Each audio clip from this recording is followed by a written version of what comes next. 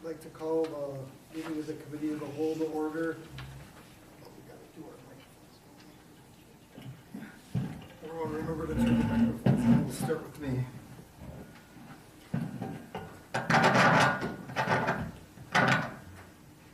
There we go.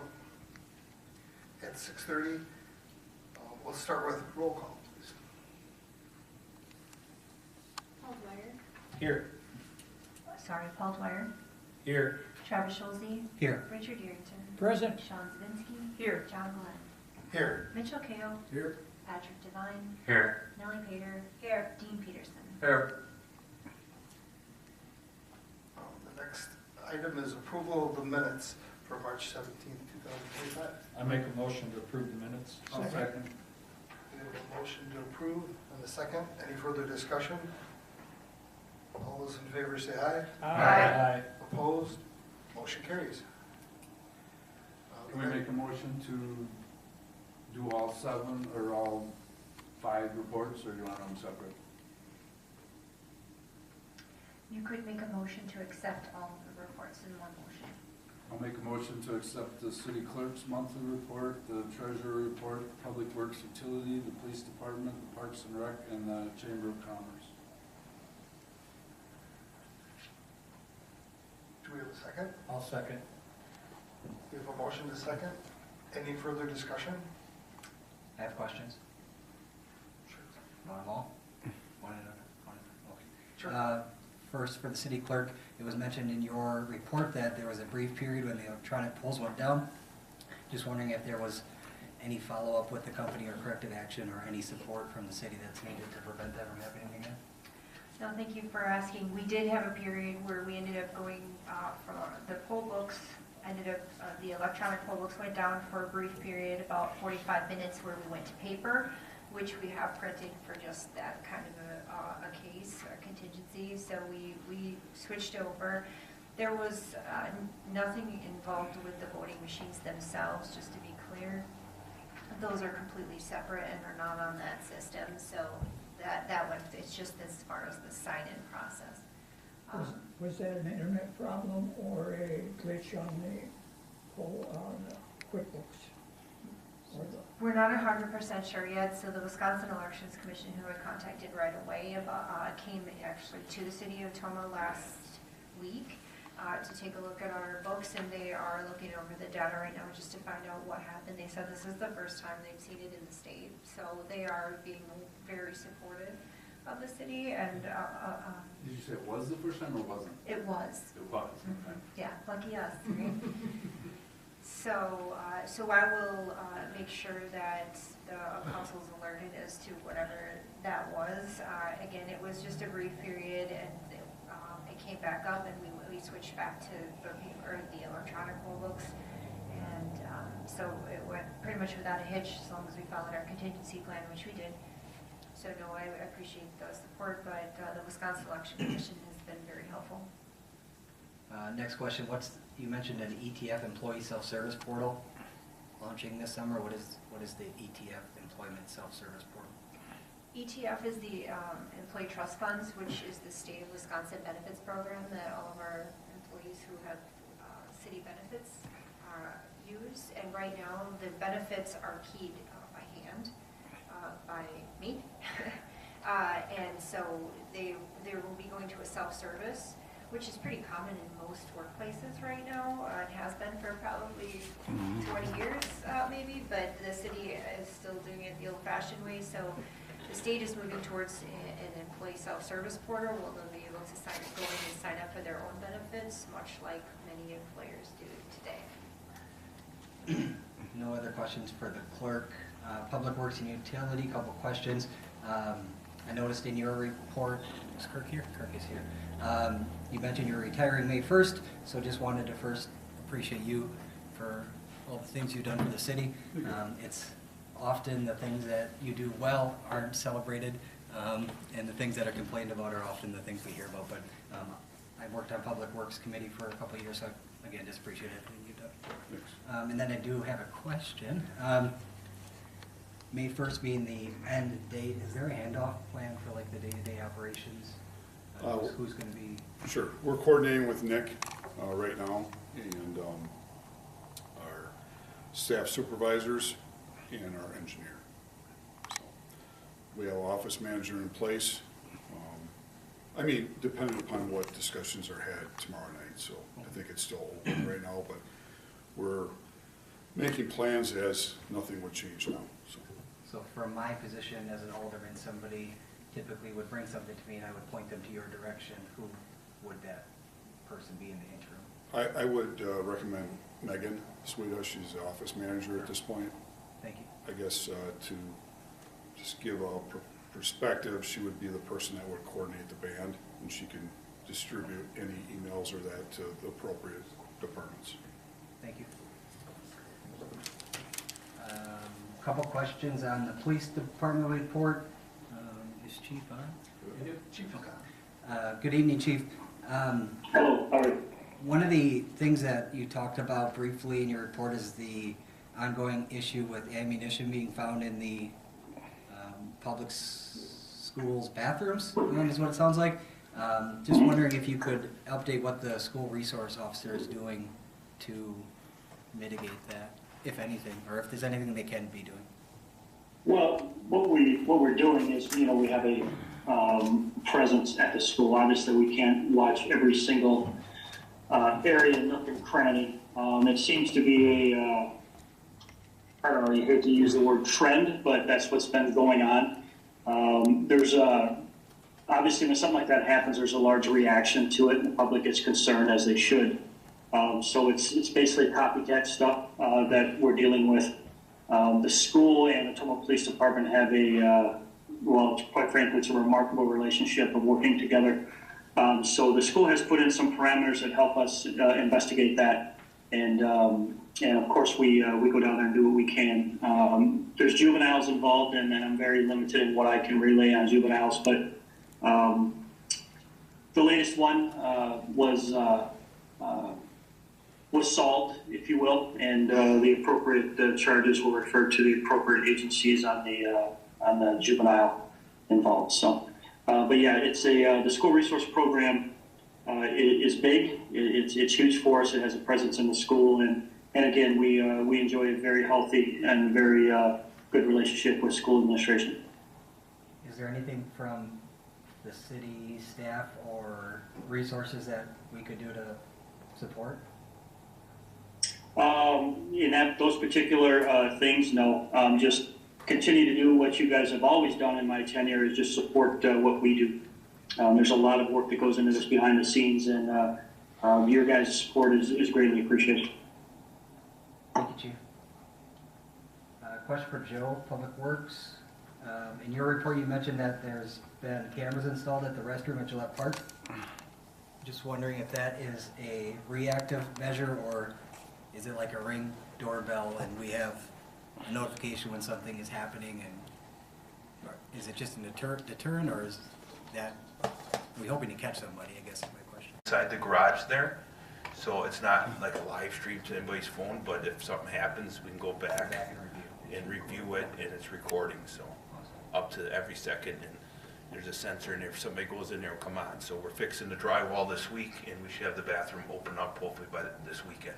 It's a nice facility. I hope the cameras help. Correct. Thank you, Joe. And then my last question would be for the chamber, Tina. Looks like bands are announced for downtown Thursday night, so that's great news. Do you know if all the DOT street closures are approved, and is there anything outstanding from a city perspective that's needed for that event? No, if you recall, we applied for those street closures at about August, September of last year, just to make sure that we could start our planning early. But as everything should be set for the year, we will always, of course, take volunteers for the day of the event. Thank you. That's all my questions.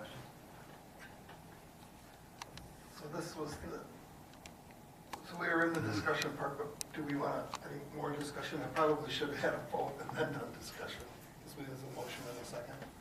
So You this did is it good. right. So we can do it. Richard?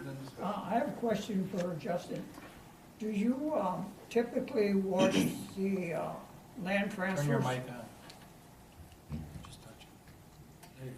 Do you typically watch the land transfers that are recorded in the Monroe County Journal or not? Not as often, not recently. Because I noticed here about a week and a half ago, they had listed 2 sales of over $1 million each of properties that are, I would say, commercial properties. And I was wondering if you would compare their current assessments versus the sale price, because I noticed one of them is a drastic difference.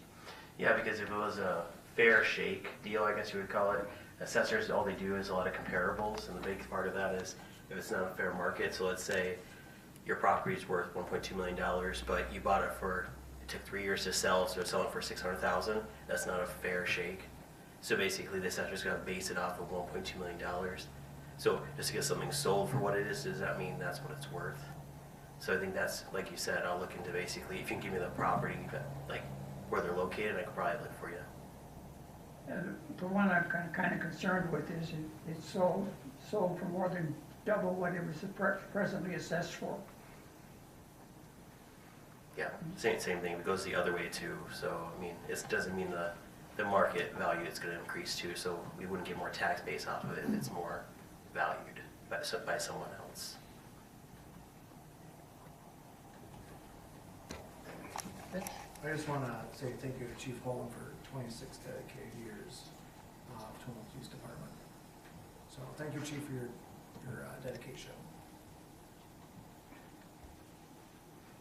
Yeah, absolutely. Thank you. And like I said earlier, I appreciate all of the support through the years. It's been a great ride for me, but you know, it's time to move on to the next chapter. You guys are set up very well with leadership at the police department. You'll be very happy with very soon to be Chief Pedersen. So again, thank you. I appreciate everything. Anybody else? And then I want to say something too. Thank you, Kirk, for your hundreds of thousands of dollars you saved over the years. Wish you best of luck in whatever your new endeavors are. Same thing with Chief Holm. Been fantastic. Appreciate, we're lucky to have you. And good luck in your endeavors, and also Becky. So best of luck with your new endeavors as well. Thank you very much, guys. I think that applies to everyone on the council. We wish you well in your new adventures, you know, whatever that may be. So we moved through that, and now we need a vote if we're going to skip everything. The vote, the original motion. We just got it on the table. We just got it on the table. Now we just got to approve it. So all those in favor? Aye. Opposed? Motion carries. Moving on to the general item of the agenda. Number 8, temporary Class B license application by the Tomah Lions Club to sell fermented malt beverages and wine at the Tom Wopak Concert at Recreation Park on May 3rd. Move to approve. Second. We have a motion and a second. Any further discussion? Yeah. Ms. Becky? I was alerted just before this meeting that the Tom Wopak concert was canceled. However, the Lions would like to keep the date and place open for another potential event. So the motion would need to be amended if you were to approve that for the Lions Club to not be the Tom Wopak concert. I would have amended my motion. Is it okay with What, just the car show / whatever Event. that day, event that Temporary day? Class B application for the Tomah Lions Club to sell fermented beverages and wine at an event at Rec Park on May 3rd, 2025. So we have a motion and we amended the second. So Who had the second? Yeah, I mean, No, they had the second. Any further discussion? All those in favor say aye. Aye. Opposed? Motion carries. Item number 9, special beer and wine license application by Queen of the Apostles for Queen of the Apostles Technology Dinner fundraiser on May 2nd. Move to approve. Second. So a motion and a second. Any further discussion? All those in favor say aye. Aye. Opposed? Motion carries. Next item, number 10. It's the Solitude contract approval, the Lake Committee recommendation. Do we want to review the changes? Or Need a motion for discussion or? motion to discuss, okay. I'll make a motion to approve. Second. We have a motion and a second. Is there any further discussion? And Kurt, you want to spell out some of the details? So the original contract in the packet is what we had at publication. The handout we received today at 10 o'clock. I reviewed it, sent it to Penny, so she has not had her time to review that. They've met, with the exception of 2 small items, Penny's original request for changes. So if you look on the original packet, everything highlighted in purple is what Penny wanted changed. And so it's useful that way, to having the old document. But the new document, there are 2 things that I want Penny to review. And I would hope that from a contractual standpoint tomorrow night, you can allow her to explain that. I will not be here tomorrow night. So if you have any changes, you should be able to talk about that. If you need some background on, what this is all about, Lamont Kiefer will also be here if needed. And Richard also is on the Lake Committee that can supply background. But we've been working on this for over a year, coordinating with the DNR, this management company. And I hope it's not a secret to the community or you that there are problems with the vegetative degree in the lake. It's causing the users inconveniences, so we're trying to be proactive. This is going to be a pretty small test. It's 15 acres. To put that in perspective, the lake is about 220 acres, so it's less than a tenth. So I don't know what other questions that you might have. I don't know if you want to offer something, Richard. Well, it's mainly for weed control, and it's the shallower waters, 6 to 8 feet, that we're primarily treating, so that people will have less problems with their boats. One thing I forgot to mention, so we have hired a company to do a survey of the lake. That will be done next week, which will give us indication of what is there and what areas would be best treated. So there are some dominoes to fall before we get to this, but it takes a little while for the permitting process. We've got basically the thumbs up from the DNR currently, but it's still going to take a little bit of time to get that permitted. So, and it's all about the times when they do the applications and when it's best. So if we're going to approve this, it needs to be done in this month. I don't believe next month would really be helpful to the situation. So I don't want to put pressure on you to do that, but I think it would be best that if it's going to be done this month is the time. I believe they intended to do their first treatment the first part of May, if I Yeah. remember right. So how many treatments is this going to actually entail for the $9,450? As the packet reads, this is one treatment. The first task is getting the permit for $1,800. Second task is treatment of 15 acres approximately, based upon an average depth of 4 feet. So I guess my question was, are they doing the full 15 acres at one time? If you approve it. We feel that the funds are available. This is taxing our, that specific fund. We're getting down there to where we have reserves, but it's very limited. So we didn't want to do more than this. just to make sure that if something happens with the dam, we have money to repair that. So money-wise, I think it's affordable. It's nice to have a smaller test plow too. So, could I be correct in saying if we voted to approve this tonight, then tomorrow, between now and tomorrow, Penny would have a chance to look over the contract, and then she would be able to, then we could get her input before we vote as a final vote to approve, right? Correct, and I did talk to her Okay. before she left, and that's where her and I left it.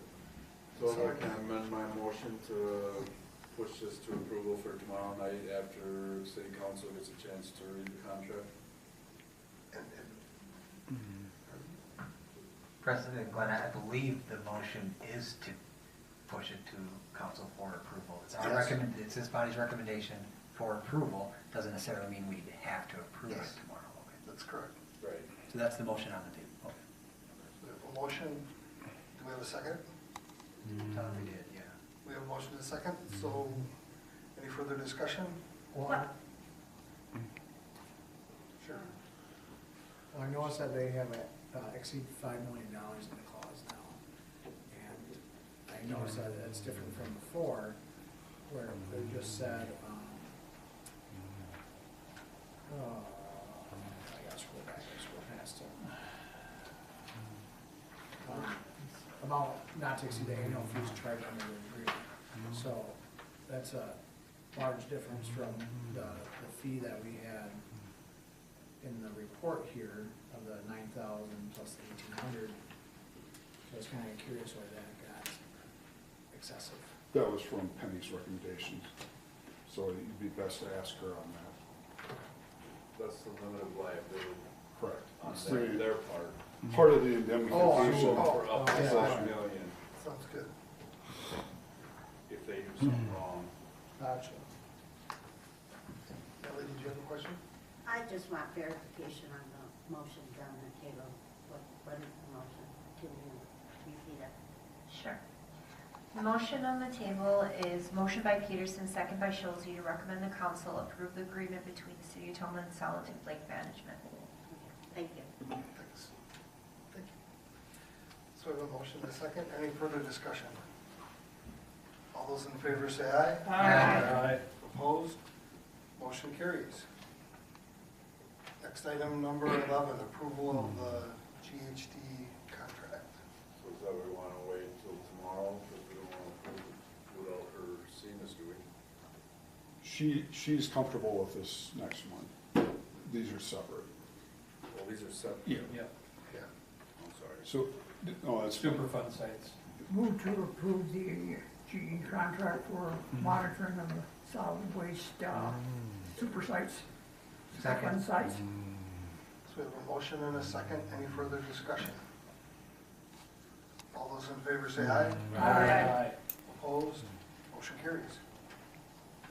Item number 12, approval of resolution for the payment of monthly bills. Move to approve. Second.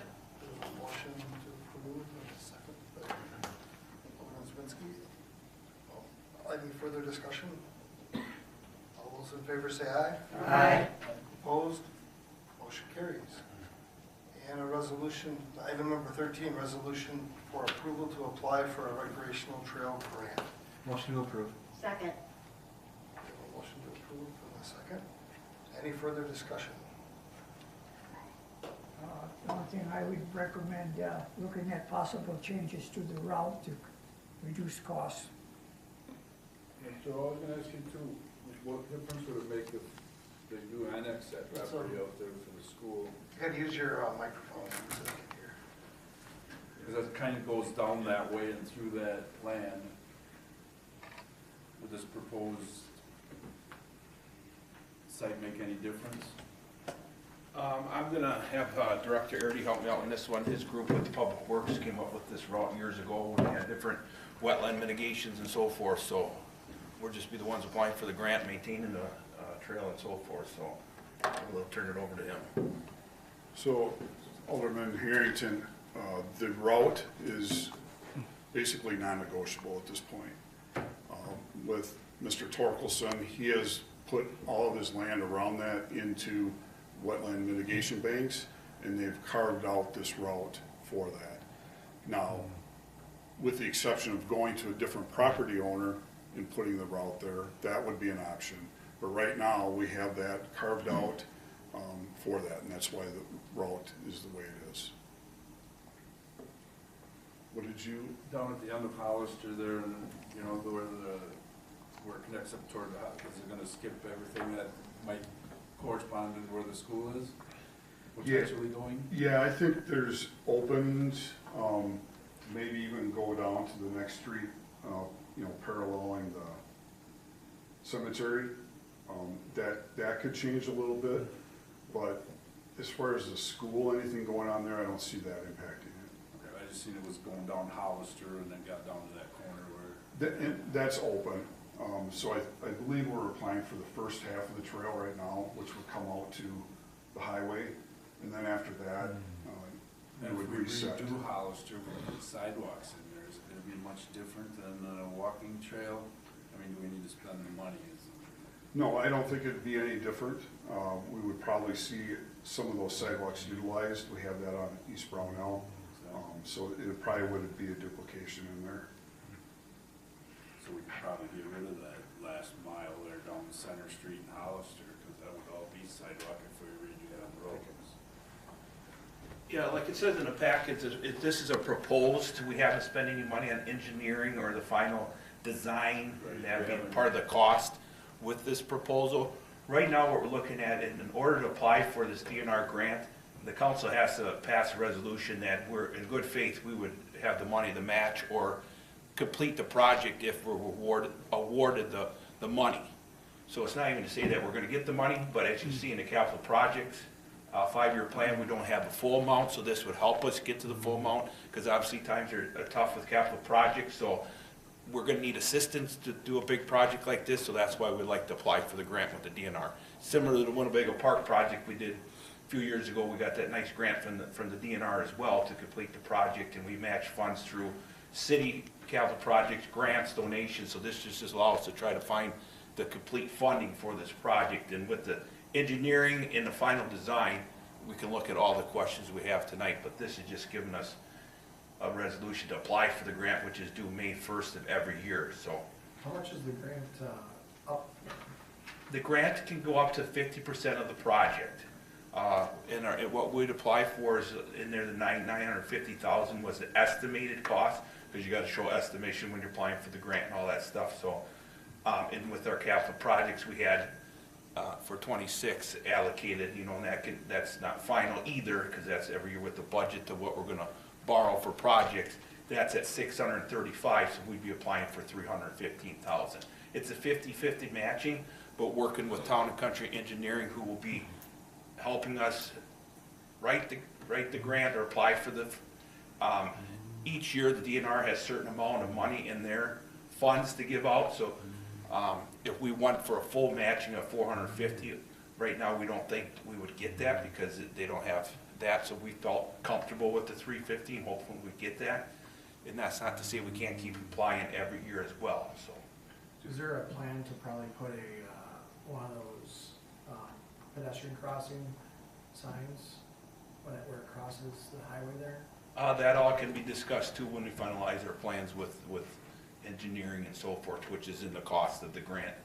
And our funds would have to, you know, pay Town and Country to design that, so.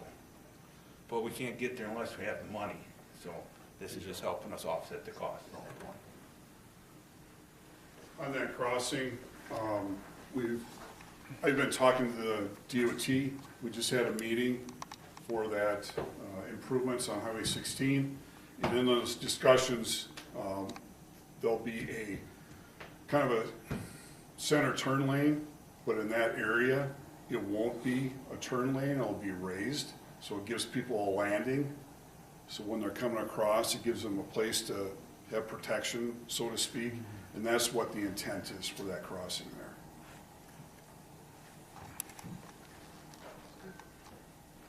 Any further questions or discussion? So if we would get the grant, by approving this, we're committing the capital long-term to 300,000 or, is that correct? Yeah, it all come down to, what we'd get for the grant that the city, would have the funds for the capital project. And to be something, if we receive the grant, you still have to approve the grant through the city, through the council to accept it and Okay. follow all the guidelines. So if we do Okay. it, unfortunately, Okay. we could come up with the money, we could just say, we just can't. And I believe we have, the last grant with Winnebago Park, we had up to 5 years Okay. to do it. And you feel that might be the same way, Joe? Correct. I mean, it could be, Okay. we'd have to come up with the money, but what this is saying, in good faith, if we get the grant, the city's gonna come up with to complete the project. Well, we got more than a year to come up with it. Correct. Okay. That was my concern, was just making sure I wasn't strapping us to something that. Thank you, Joe. Yep, thank you. All those in favor say aye. Aye. Opposed? Motion carries. Looking for a motion to adjourn. Second. We have a motion and a second to adjourn. Any further discussion? All those in favor say aye. Aye. Opposed? We're adjourned. 7:01. Please raise your right hand and repeat after me.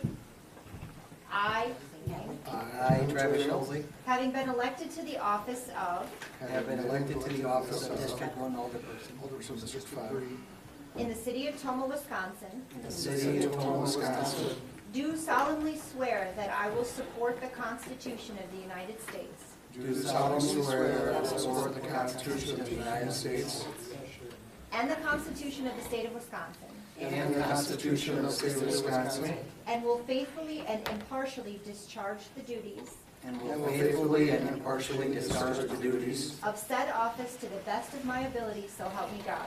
of said office to the best of my ability, so help me God. Congratulations to all of you. Thank you.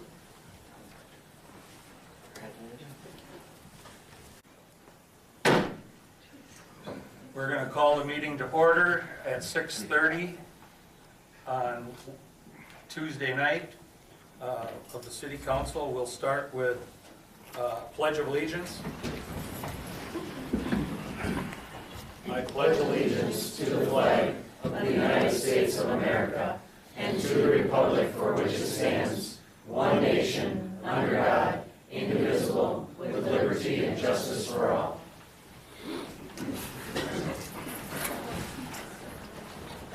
So we'll move on to roll call. Mayor Paul Dwyer, Here. Travis Schulze, Here. Richard Yerington, Present. Sean Zavinski. Here. John Glenn, Here. Mitchell Kale, Here. Patrick Devine, Here. Nellie Pater. Here. Dean Peterson. Here. Quorum reached. Thank you. We're going to go on to item 1, opening of the public hearing. I need to confirm notice with the city clerk. Confirmed, the clerk's office did publish the public hearing announcement. There is affidavit proof in the packet that was provided to the council. It was also announced to the media and listed on the city's website. So we're going to move on to item 3, the purpose of the public hearing, and we're going to start with Nick Morales. He's going to give the staff report.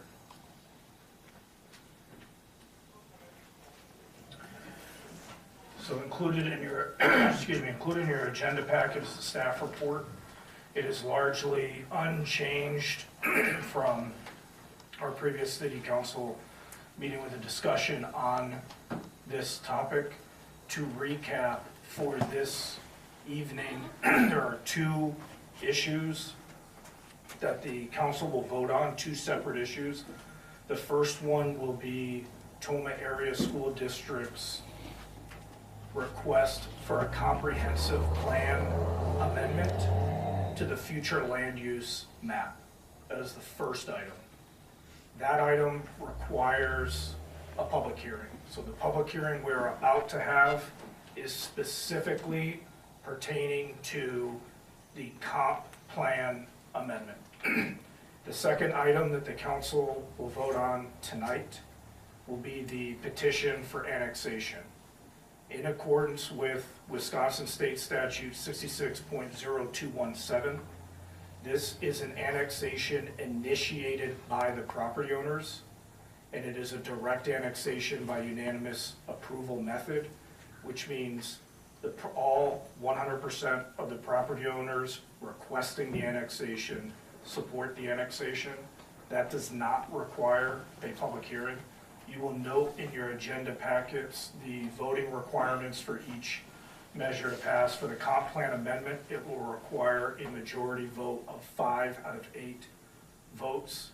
The petition for annexation will require a supermajority, 2/3 vote, which will come out to 6 of 8 votes for the measure to pass. So again, there are 2 different issues that the council will vote on as a result of Tomah Area School District putting in requests. The first one is what this public hearing will cover, and that is for the request for a comprehensive plan amendment to the future land use map.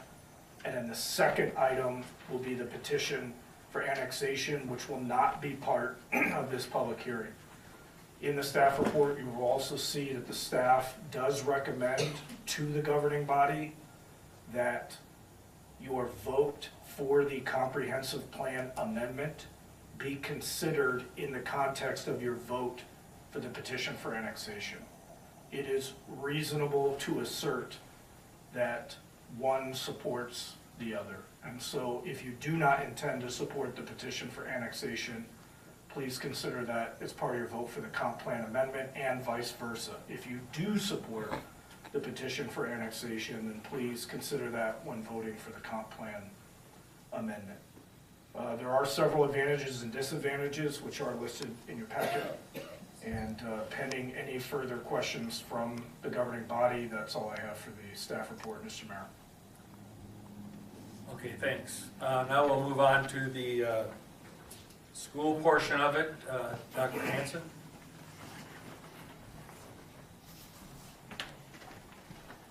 You will give us a rundown of their Thank you, Mr. Mayor. plan. Thank you very much. This evening we have a presentation for you, and we've got a few of our board chairman Mike Genevico here this evening, and also business manager Michelle Clark, myself, and Joe Janice Heskey, our building maintenance and energy management director. So I will be turning over that portion of the presentation to Mr. Genevico next, and on to Mr. Janice Heskey to walk through that presentation. Thank you again for the opportunity this evening to speak. I'm actually saying Joe. Okay. Yeah. Thank you, Joe.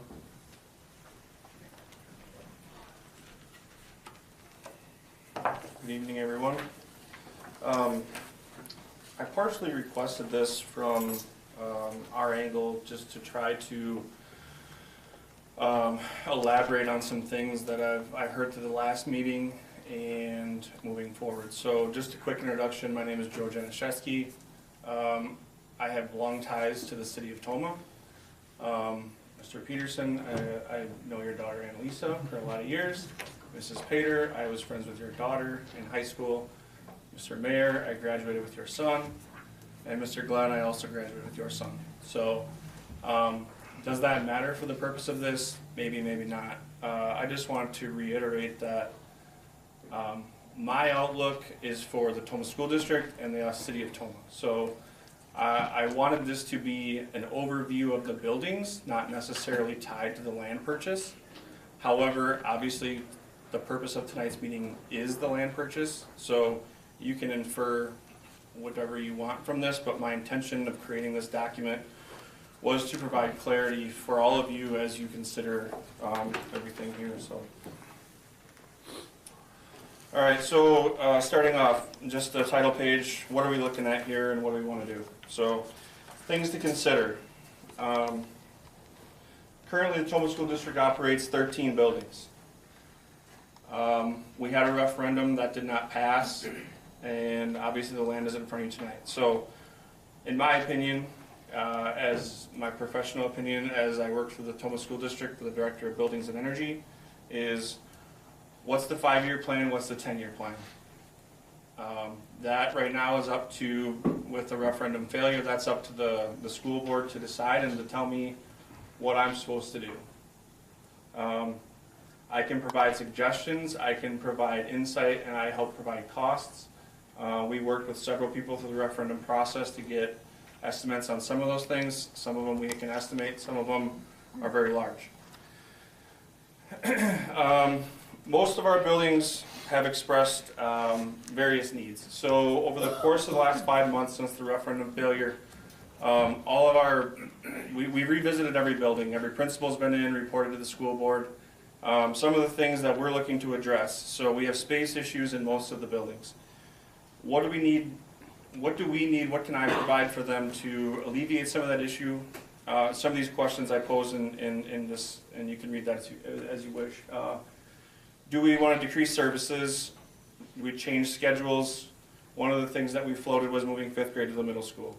Currently, we can't do that in its current state, but that was designed to, alleviate some stress on the other buildings.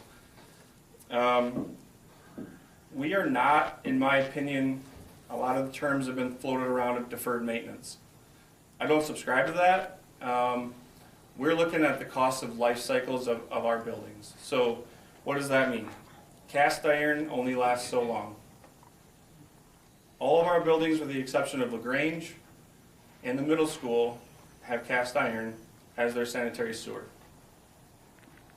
We got recent costs back. I had a large firm over from the eastern side of the state float some numbers to me to replace the cast iron at Miller and Lemonwire. There's $750,000 for each building. That's just the sanitary sewer.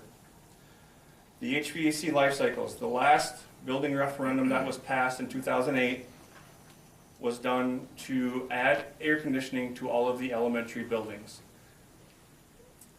We're at 17 to 18 years. Those units are not failing yet, but they're nearing the end of their life cycle. So again, something to consider.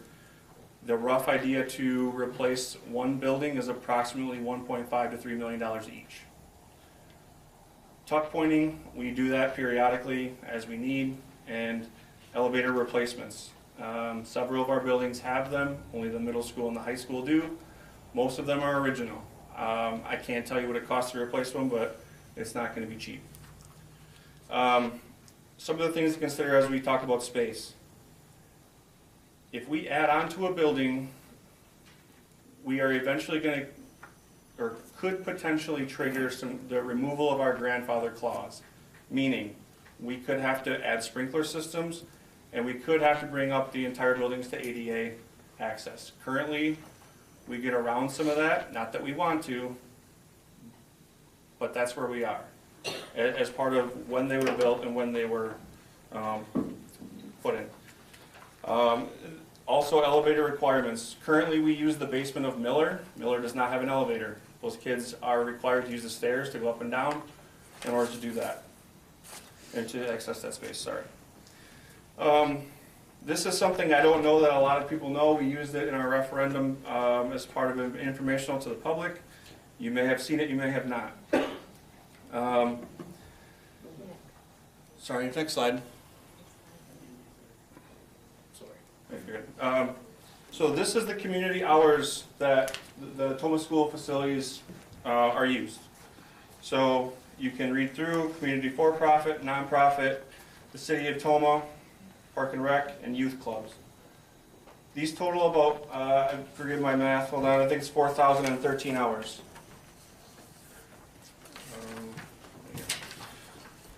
So this combination is 4,013 hours combined through all of these clubs and various uses. Currently, we generate $4,500 in revenue from this use.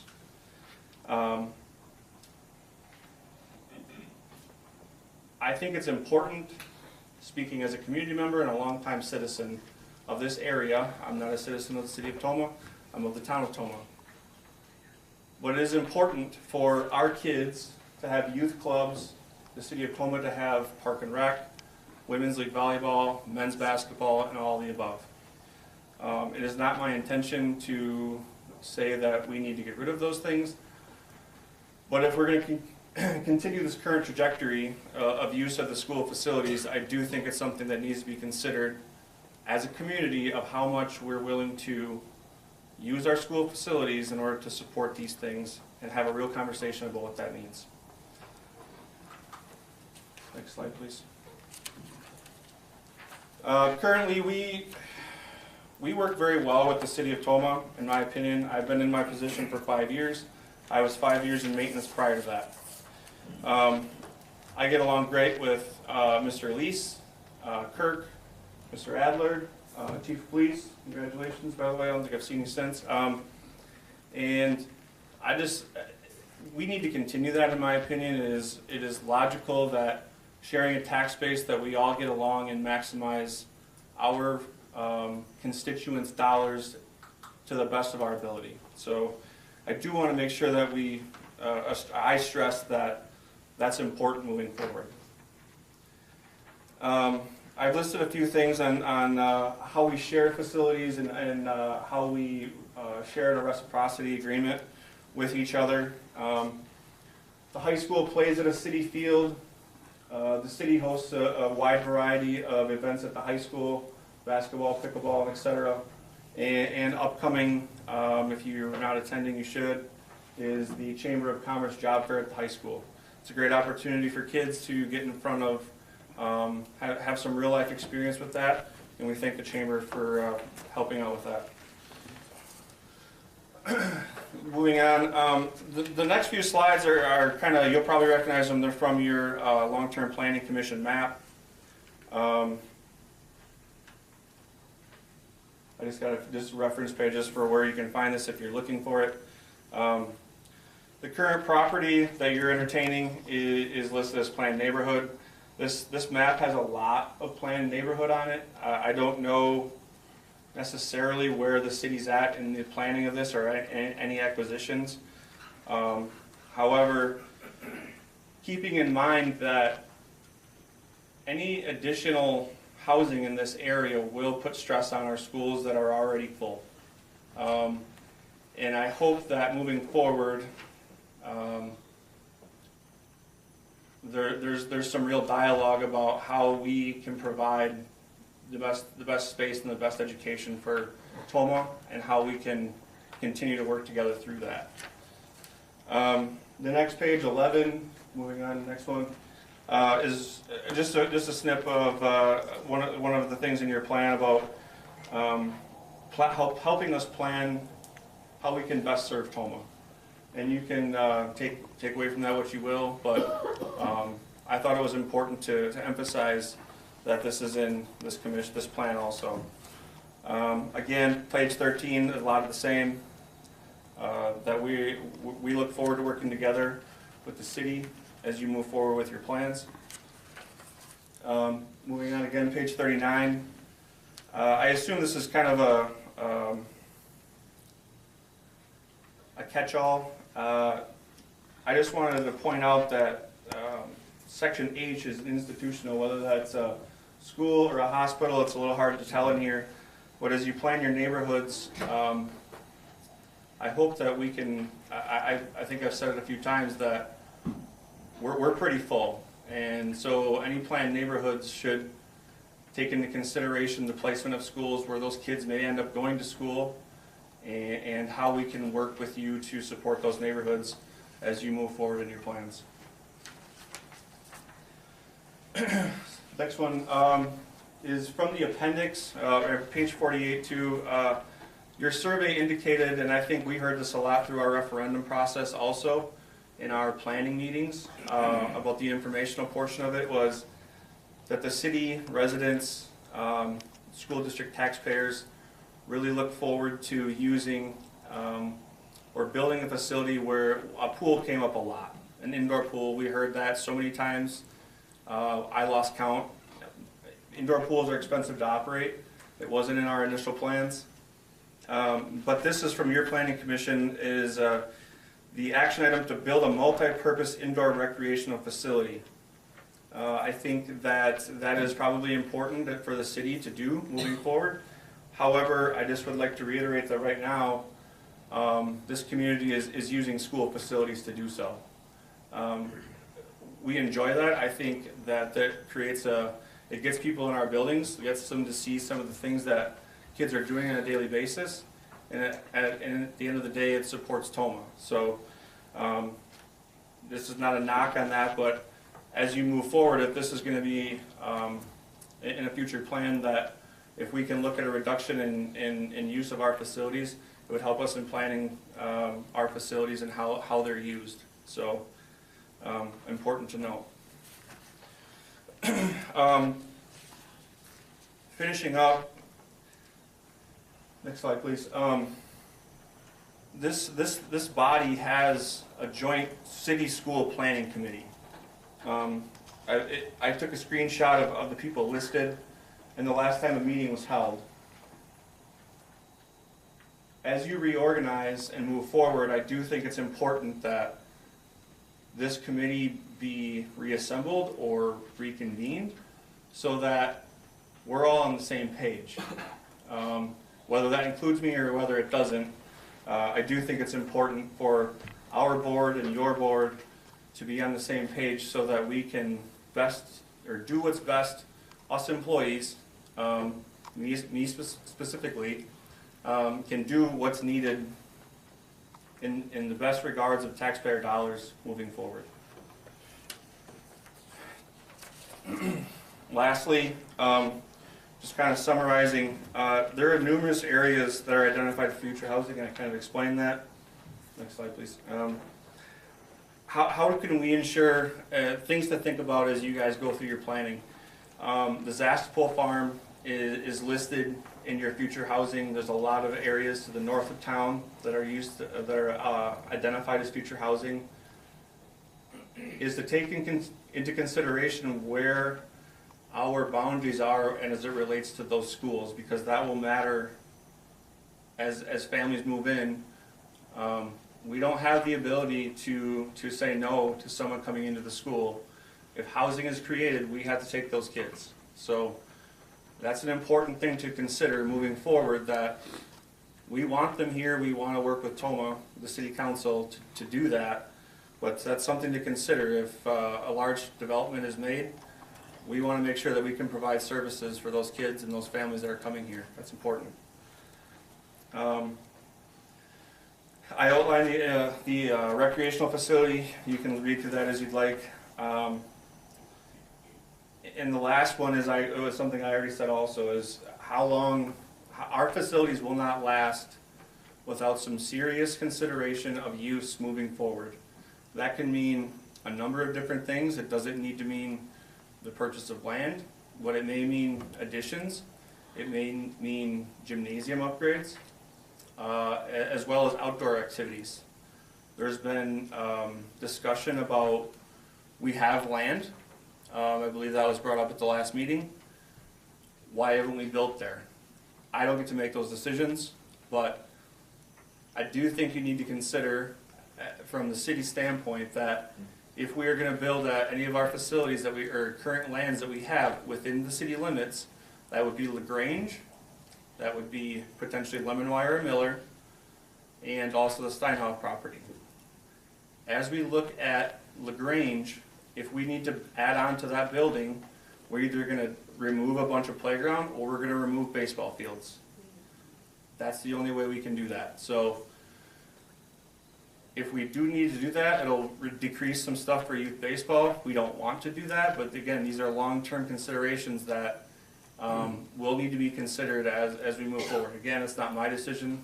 That's the school board. I don't make those decisions, but I do think it's important that the planning committee reconvene so that we can all be on the same page. So that's all I have. Good. Good. Okay. Thank you. As you can tell, Joe's really passionate about this.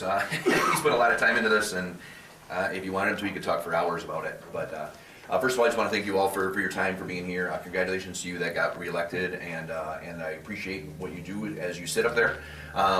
Being on the school board, I understand that as well. When I first came on, we sat in the hot seat, filling up the gyms, talking about COVID and some things like that. So I know sometimes you have to make some difficult decisions and things. But to piggyback off of some things that Joe said, kind of getting to the point of why we're here tonight, is strictly trying to decide if you wanted to allow us to annex this land in for future use. We just feel that this is, as I explained at the last meeting, we looked at a lot of land all around town, and this was by far, it was unanimously decided by the board that this piece, out of all the ones that we looked at, was by far the best piece that we could use for some future expansion. So that's why we're here today. And I just wanted to bring up some things I've lived in Tomah my whole life. I'm 52 now. I've been here my entire life. And a few things that I just think that make the Tomah community so great is it begins with like our farmers that we have that surround our entire city. They have been here for generations. They're going to be here for generations to go beyond us. And the other thing that they bring to us is they bring, not only are some of them farming their lands, they're also working in our schools. They're teachers, they're aides, they're coaches, they're things like that. Their spouses are doing the same, and they're sending our children to our schools. And another huge thing that makes Tomah so great and so unique is the amazing industrial park that you have all been a great part of building for the last few decades and continue to grow. And again, all those people that are working there are making Tomah their home. They are becoming youth coaches for us and a lot of things. They're sending their students to our schools. And a couple other quick things I just wanted to reiterate was the amazing hospital that we have and our two military grade stations that are located nearby.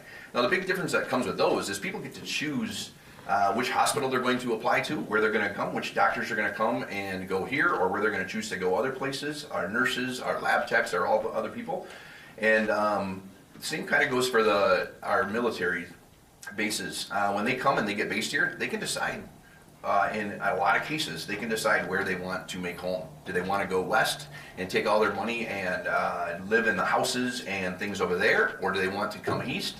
Do they want to go east over there and go to other school districts and take their housing, their money, their groceries, and all their other things to those school districts as well?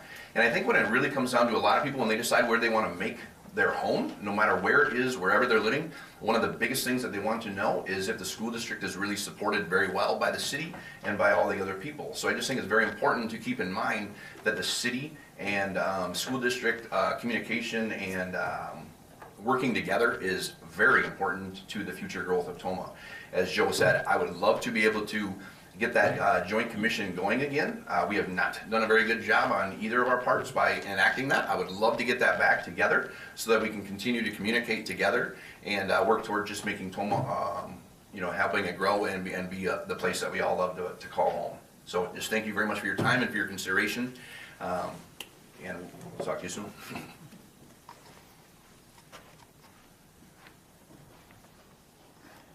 Okay, thanks, Mike.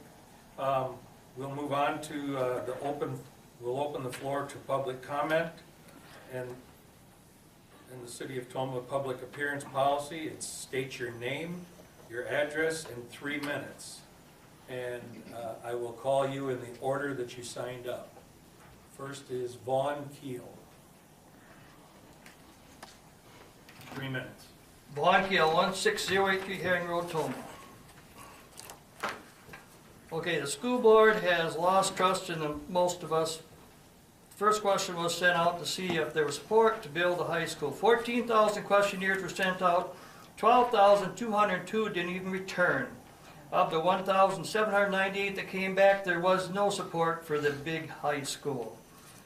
In August 22-24, Monroe County Herald stated the survey results supported building a new high school. That was false, of course.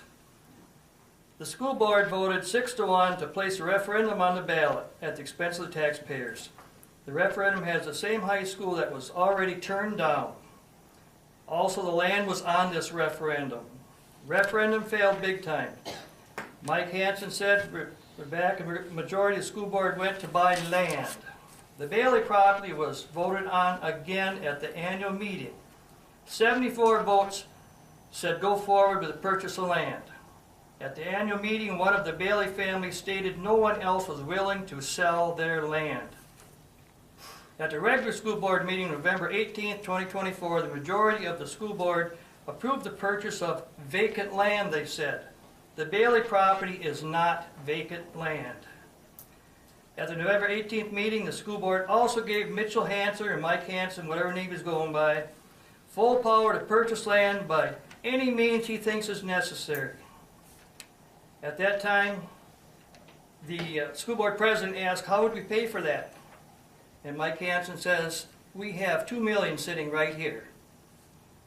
And he went further to say, if the stipulations don't work out, we get our 2 million back. So where is our $2 million?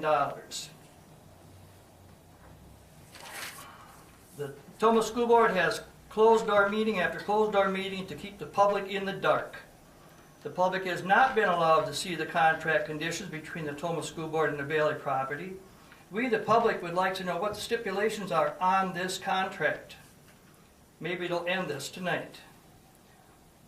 Also need to comment on the school board president saying at the last meeting that if you guys didn't annex it, he was going to purchase the land anyway. That's out of character. I didn't say that. Yes, you did. Finally, at some point, the public will find out how many other backdoor dealings have been done, how much of our money has been wasted on lawyer fees, surveying tested property, referendums, who knows what else will come to light. And I'm wondering also in the future if the actions of found out to be not quite right, if school board members, once they are no longer on the board, can be prosecuted. Thank you. Bon Keel. Okay, so I'm just gonna make a comment here quick. As they speak, the audience stays silent. Yep. It is not professional or in any manner to speak while the other one is speaking.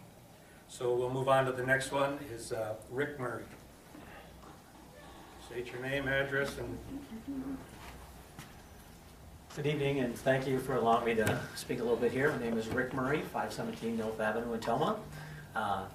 Resident of Tomah, also a school board member. So just wanted to kind of point out, we've heard a lot about everybody kind of dwelling on the $2 million. Well, our land, for us, if we're going to keep some of the school buildings where they are, this piece of land makes more sense to try to purchase that, so that as we're trying to get busing and things going around, it would kind of be all in a kind of a close-knit area.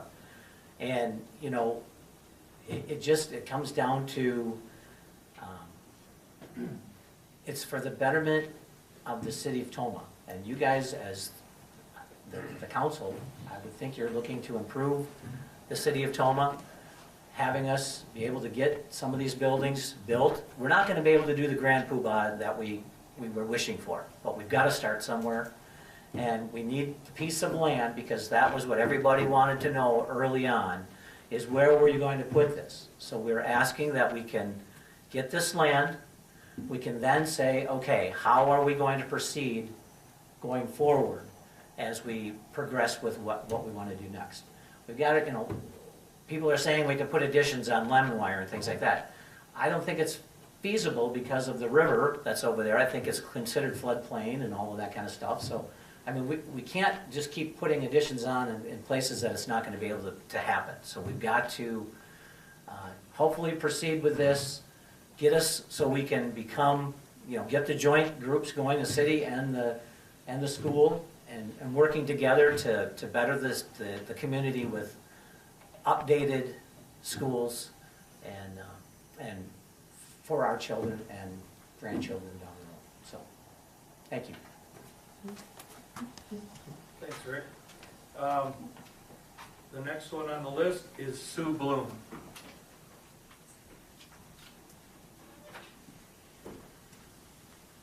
Hi, I'm Sue Bloom.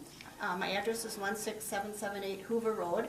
I'm not a resident of the city of Tomah, but Tomah is my community. I graduated, my husband and I both graduated from Tomah. Our sons graduated from Tomah. We have grandchildren in the Tomah School District. So this annexation process is really important to us. What will a new school do for you? Any prospective business that's coming or families moving in here looks at the healthcare system, the school system, and the basic infrastructure of your community. We're all good on the healthcare system. The school systems, we've already stated, look dated, And that's obvious if you go to Sparta, if you go to Wisconsin Dells, if you go to West Salem, you can see our schools are dated. They've been added on to, and most of them, a number of times. Most of them are 40-plus years old and some over 50. And then if someone's looking at our downtown situation, okay, it looks rough, be honest. If someone's coming through here that's never been through here before, it looks pretty rough. Empty storefronts, gaping holes where buildings used to be. So what's the incentive to come here? We have to offer people a reason to come and stay and be educated here.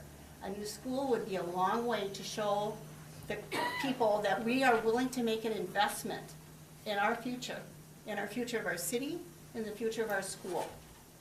We can go back to the mantra that we've always had, I've heard for at least 30 years, is that we'll get by.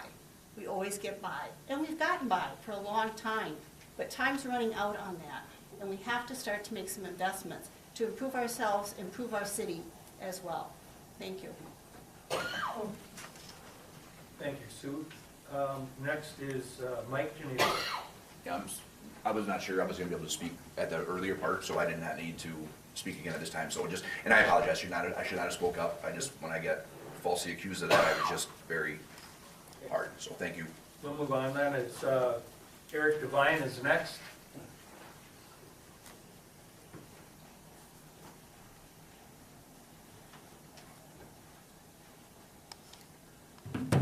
My name is Eric Devine. I live here in Tomah. Address?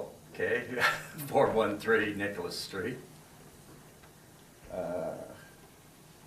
And I just wanted to say, in traveling about Wisconsin, I've noticed a lot of buildings, a lot of school buildings are in the 1800s, and they're functioning to this very day. So the age of a building, well, if you maintain it right and you keep checking on it, usually a building will last quite a long time. I find it funny that this whole thing with the school with 177 million, which was proposed, and the community shot it down, and then soon after, we want to take 2 million to buy land. Now, when does a school suddenly become land speculators or investors in land? If you emphasize the education more and worry about the academics, wouldn't that 2 million go further fixing what they have rather than having something for land investments? I just wanted to emphasize I don't think this is a good idea. And I recommend that the board, the county council, I mean, not the county, jeez Louise, nerves. The city council vote no. Thank you. Thank you, Eric. Next on the list is Brian Meyer.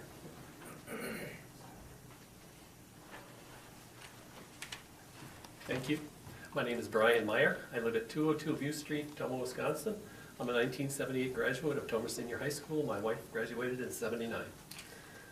For context, I'm a licensed professional land surveyor with over 45 years of land surveying and land planning experience. I worked for a Tomah land surveying and land planning company for 28 years. I now serve the taxpayers of La Crosse County as county surveyor. And for a point of transparency, I do serve on the Plan Commission for the City of Tomah. I'm here tonight as a citizen to ask for a no vote on the proposed change to the City of Tomah Comprehensive Plan. And I say it for the following reasons. Number one, according to City of Tomah Economic Development and Zoning Director Nick Morales, the City of Tomah is in the midst of a housing crisis. Mr. Morales has made it abundantly clear in his time with us that the housing shortage is his number one concern. This is a prime piece of real estate that has been set aside in our comprehensive plan for the purpose of housing families. It's an ideal location for houses. Changing the plan to accommodate for a school will remove one of the few locations in our city for housing development. Just as a rule of thumb, developers tend to look at a property and say that they can get 1 or 2.5 houses per acre on a piece of property. So a 60-acre tract of land would easily accommodate 150 150 family homes and generate thousands in tax revenue. A school-owned property generates zero property revenue.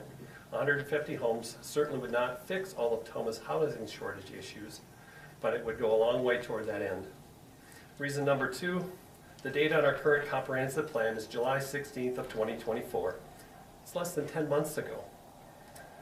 We agreed at that time that the plan was a good way forward. Now it seems we're having a knee-jerk reaction to a request by the Tomah School District. And to be clear, I'm not necessarily against a new school. The Tomah School District has made a strong case. It just should not go in this proposed location. And number 3, the City of Tomah Plan Commission voted to recommend approval of this change to the comprehensive plan by the narrowest of margins, by a 4-3 vote. And we engaged in a healthy debate, and I hope you as a council will too. And then finally, one of Tomah's best kept secrets is the outstanding neighborhoods on the south side of the city. I know that because I live there. My wife and I have been there for 41 years. Having a school nearby will change the character of our south side neighborhoods. Property values could go up, in my opinion, the quality of life could go down. Thank you for your time and consideration. I appreciate it. Thank you, Brian. Next on the list is Teresa Devine.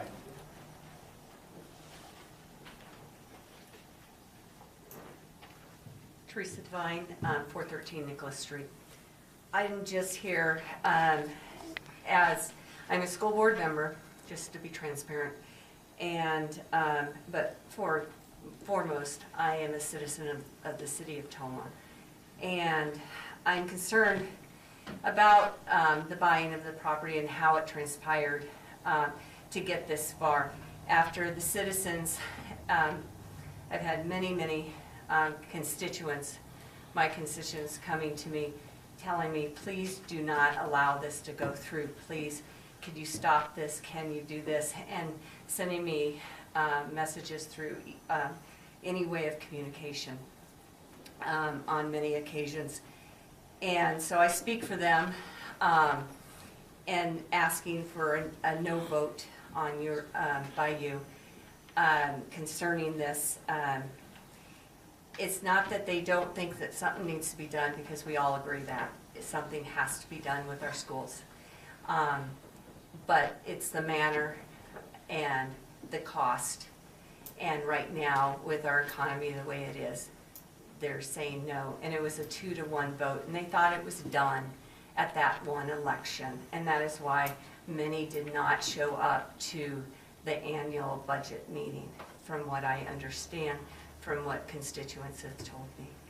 So I would ask that this council to vote no.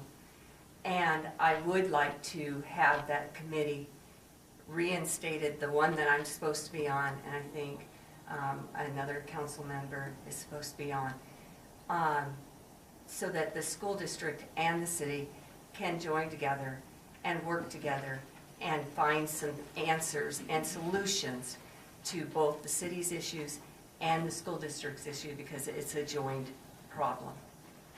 Thank you. Thank you. Next on the list is Brad Hillestead. Brad Hillstead, 407 Nicholas Street. I don't really have anything to add. I just recommend that the council vote no. Do it. Okay. Are there any other speakers? I came late, so I didn't get to sign in. We'll have to have you sign in. Sure.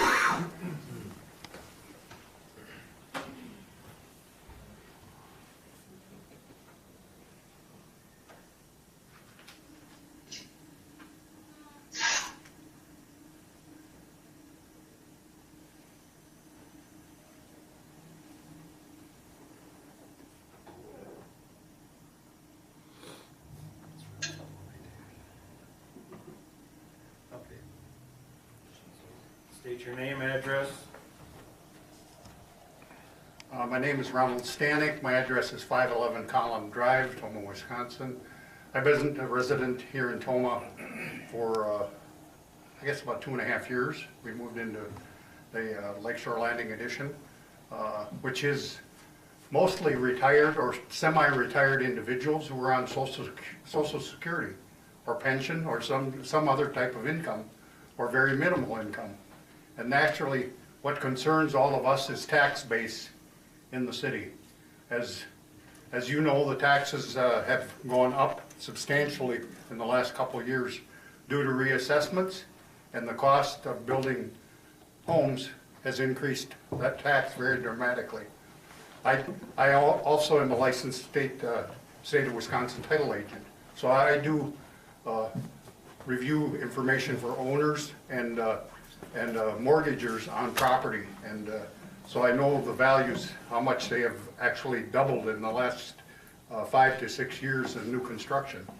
But our tax base is real important in the city, and tax base, I feel, can only be increased by increased housing construction or business or manufacturing, and that's a real key to making a thriving community in our area. And because of that increase in taxes, I voted against the referendum, and as other people have indicated, the school district owns 4 different parcels now of property, and I don't feel they should do anything or they should approve anything till they sell some of those properties. They say, well, they're for sale. I haven't seen anything listed for sale, so that's my comment, and thank you very much.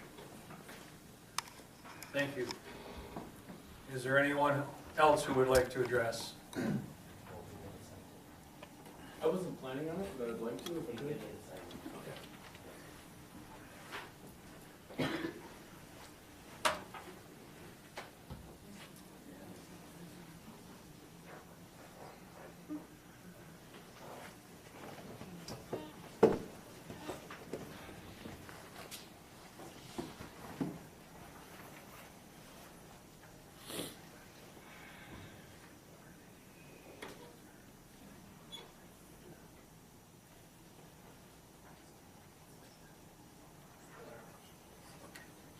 State your name, address.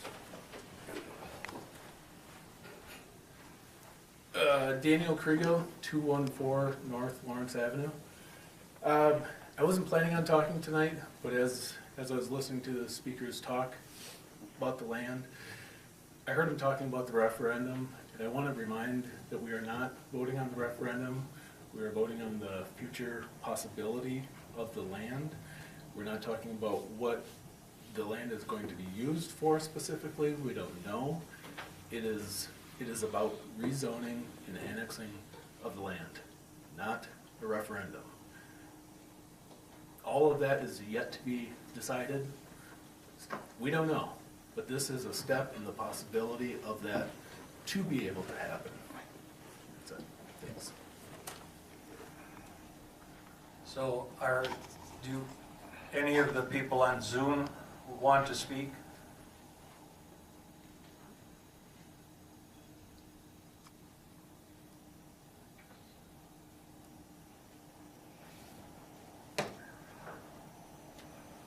Can you hear us?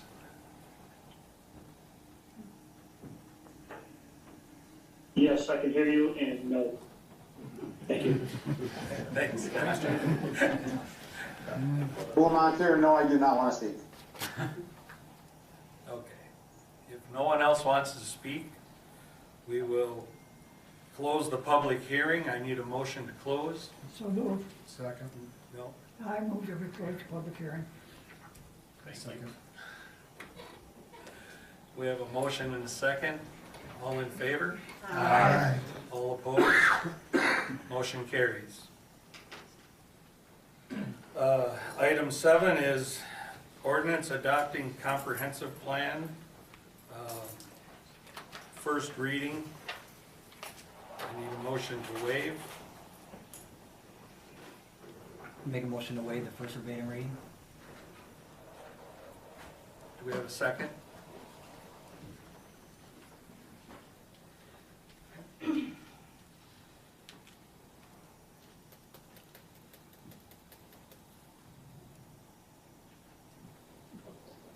a second to the motion to waive the first verbatim reading?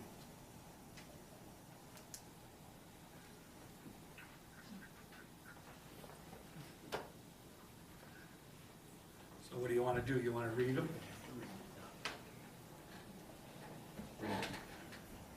I can, I have a question. I just have a question. We discuss and vote after it's adopted? You vote after each. You vote for the adoption after you waive the first and second reading. Excuse me. Yeah. So after the motion is made and seconded and we waive it, and we do the second one, then we can open the floor for more discussion.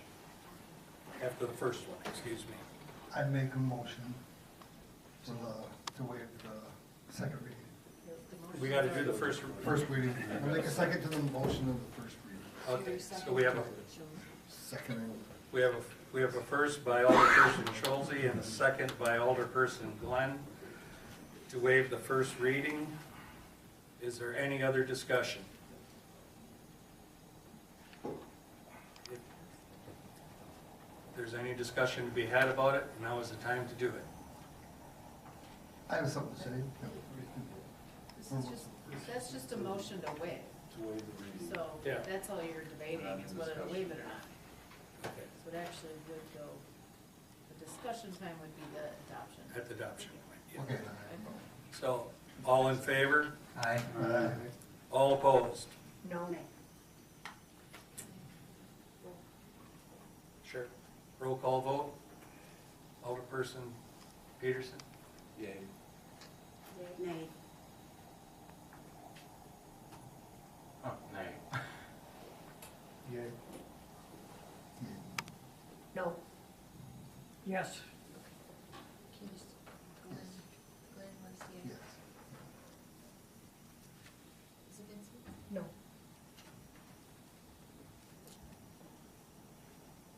Yay. Irrington? Richard, you went yea, didn't Yes, I did. And Schulze? Yay.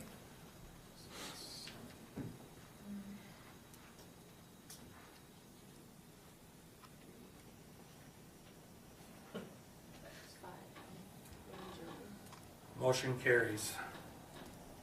Make a motion to waive the second verbatim reading? Second. All in favor? Aye. All opposed? No. No.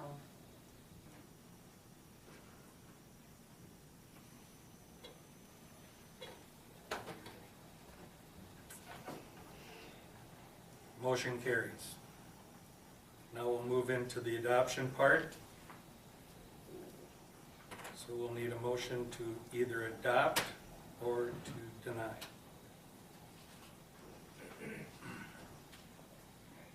I make a motion to deny the, Second. the ordinance adopting the comprehensive plan amendment. So we have an ordinance to deny the adoption, a motion to, and a second. Yes. Is there any further discussion? Now's your chance. I would like to make a comment. The committee that was put together to work on the comprehensive plan, we had put countless hours in, not only on discussion, but as serving as a part of a committee when you're asked to serve on a committee. You're coming in and you're faithfully attending meetings. And for some of us, we're either leaving work early to get here on time, and we sacrifice other things, and we do this in our own due diligence to make a decision, and then to ask at that time, it seems like you're doing the right thing, and now all of a sudden, you're asked to make amendments or changes, and it's almost like giving a black eye to that committee who had spent countless hours in coming up with this plan. That's my comment. Is there any other discussion? Alderperson Pater? Couple things that I've heard from the people that have come before us, and that kind of got my attention. And one of the things that I seriously, as long as I've been on the council, has always talked about land and how we are going to make this city more of a place where people can live, shop, and go to our schools. And it's very hard to find land in the city of Tomah. And this comprehensive plan goes back to looking for land to build affordable housing, residential housing. And we never got an opportunity to put our insights into maybe negotiating with these property owners that own the land. Giving up that land is something that the city, it's gonna hurt, because land is limited in the city of Tomah. And that land can build a lot of affordable housing and expand the tax rate, the tax revenue for the city, so that we can grow. And the school district does have land. It's not about selling the land, it's maybe putting something together to make that land usable for the city, and so that the land that is that we can use or look at building housing can be something that the city can do, and maybe, you know, expand the tax base and bring people to the city and live here, go to your schools. But we're limited as to where we can build housing in the city.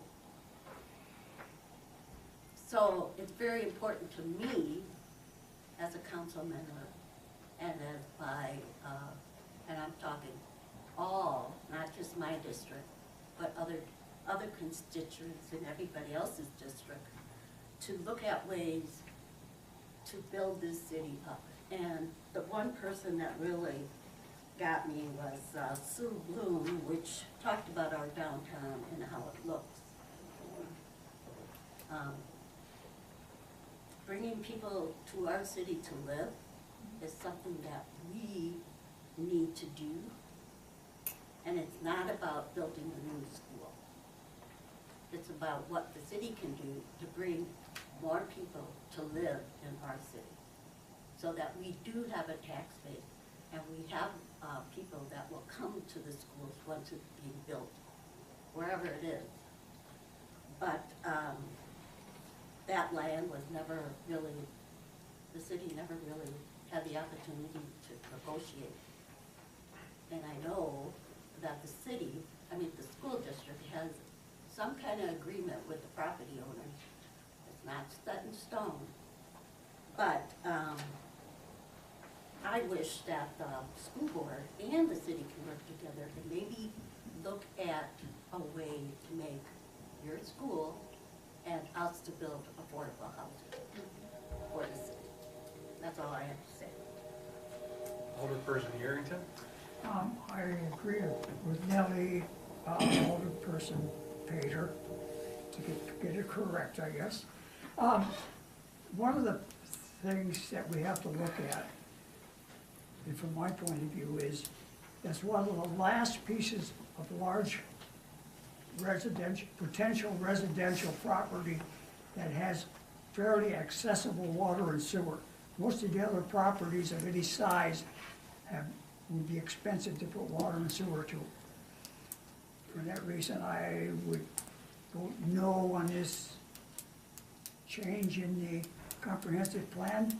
I think the property needs to stay in potential residential. Is there any further discussion? I'll have something. Alderperson Glenn? So, I'd like to share with people that when you run for city council, I could see this issue coming to a head later. To run for city council, you have to go door to door and get signatures. I think you're required to get 20 as a city council person. So I went to 60. One reason I went to 60 is because I was on the council for 2 terms, and I just wanted to hear what people had to say. By far, the number one issue they talked about was the school. And they didn't say they were for it or against it. They said, what do you think about school? I said, well, I'm all for education. I go, whether that be college or tech school. You know, there's a lot of things. I know West Salem's doing things with tech schools, and I'm all for all that. But, you know, that was a real big deal. A lot of people in my district actually are on Social Security and fixed incomes, and they were scared, you know, if the school went up, that it would be really difficult for them to, you know, stay in Tomah, period. And they were there all their lives. I had a couple that were over 95 years old that said, what have you done for me since the last time I saw you? And I really appreciated that. And they asked about the school. They're for education, but they were really, you know, a lot of money. Some of the simple questions they asked me were, you have gathered more information. The school has put more information out, but they asked about, is the busing going to cost more? Or, you know, a lot of little specific questions. So I know there's, you know, a lot of questions about the school topic to begin with. After the vote, I didn't hear any more about it until I heard people heard about the land purchase. My phone blew up, I got emails, people stopped at the house. You know, it's been really something else. And I know it's 2 separate issues, but the impression that people are getting is, well, we voted no. How can you go ahead and keep doing this? So the reason I voted no is because, you know, I got elected by the constituents. Now, if I really knew better than my constituents, and I was gonna vote against their wishes, I better have some really, really good reasons. And I almost feel like I'm not gonna be that person. I wanna vote what my constituents wanted me to do, and not against schools and like this. Get this thing back together where the schools can work with the city and come up with some good plans. I just can't, in good conscience, vote against what I got elected to do. And I just think you have to listen to the people. If you have really good stuff, get more articles in the paper, put more information out there. You have to sell it to the people, because it's not sold to the people yet. So, thank you. Thank you, guys. Is there any other discussion? Mr. Mayor, I have a comment. Yes, sir. Alderperson Trolzi. The agenda topic that we are discussing tonight, it talks about amendment to the future zoning map, so I'm going to keep my comments to that amendment. I understand the issue is complex. It needs a comprehensive approach. I do support the amendment change, or the proposed amendment. I believe the amendment would be instrumental in the progress of our community and its growth. The shift to institutional zoning could pave the way to establish various public-private institutions like a school, which has been discussed tonight. Can you speak up? Yep. But also various other public or private institutions, government offices, nonprofit organizations. Any of these institutions that were built there would not only provide essential services to our community, but also offer employment opportunities and stimulate economic growth.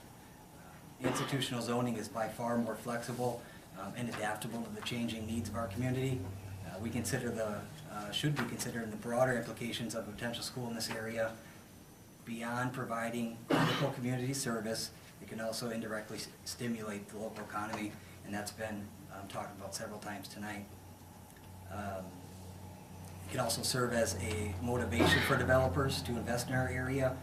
That has been brought up several times, that we want development, but we need to be able to spark that development. So the complexity of this process isn't lost on me, but for me it has to be about striking a balance between embracing the opportunities that are presented before us, while keeping the interests of the existing community. The comprehensive plan amendment doesn't necessarily mean a school is going to be built there, and it doesn't necessarily mean that that land can't be zoned something else in the future. It just means that we're open to the possible opportunity of it. If we seek growth, which I think this body has given that direction, that we would like growth in the city, grow the tax base, it just seems contrary to that, to then not take advantage of an opportunity that's presented before us. If the school was standing before me saying I want to build a school there, and a residential developer was standing next to him saying I'd want to build houses there, I would by far take the houses. But the fact is, nobody has come to the city asking for that land to be annexed in to build homes. And we can wait for that.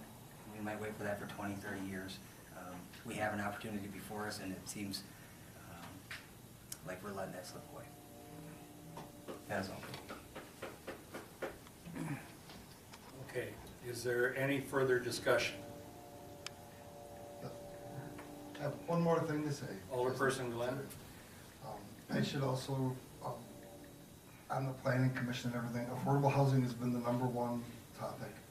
I am very heavily focused on it. I would like to see more housing built that pays taxes. I'm all for that. I just know if the school buys property, it's probably not for housing, it's for the school. So I just think, I just want to, that's it. Okay. Alderperson Kale? I think that this decision tonight is one of the hardest decisions that we're probably going to face this term. It's a decision that has, on both sides, people that either love it or hate it. And publicly, I want to know that I am in support of the school district. I want great schools, because I think with great schools, we have a great community. And it starts there a lot. Having good teachers and in my life brought me to who I am now and where I am now. Additionally, I do serve on the Joint City School Planning Committee, and I'm disappointed that we haven't had a meeting to discuss this. And I think that could have helped a lot, transparency-wise, so we could work together to plan our city and our school. I echo what John, or Alderperson Glenn said. You know, it's, I had people reach out to me on both sides. And I just wanted to put on paper my thoughts on this for the vote. Thank you. Is there any other discussion? Mr. Mayor, one other comment, not on the agenda item, but in regards to the motion. Negative motions are generally not appropriate. I was going to reread the... Okay, so if you could address that, thank you. Yes, I will. So, the ordinance for adopting a comprehensive plan amendment. So we need a motion to adopt it, and then we vote on it. A second and then a vote. Yes, I'll have to have someone who made the motion, they'll have to amend their motion. It was Point motion. of order, you're asking that you can't have a negative motion to deny the request? Well, that's, General parliamentary procedure says negative motions are not appropriate. This, what we have on the table tonight, is a negative motion. We can do what we want with that, but I just wanted to point would that you out. like to just reread what? Sure, the motion right now is to deny the adoption as presented. However, the motion could be amended if it was motion by Glenn, second by Pater, and then the vote can happen after. It doesn't really change anything because the vote will still happen. Right. So, But knowing what the motion is now. No, Nobody likes these things. no, all I said is just knowing what the motion matters, so there was no motion to adopt, so I don't know whether he's gonna. So, she'll do that. No, he didn't bring the motion to adopt. No, he brought the motion, or he brought Well, it you're to the saying- council to not have a negative motion. Got it. That's what we're That's what talking. you're. Yes.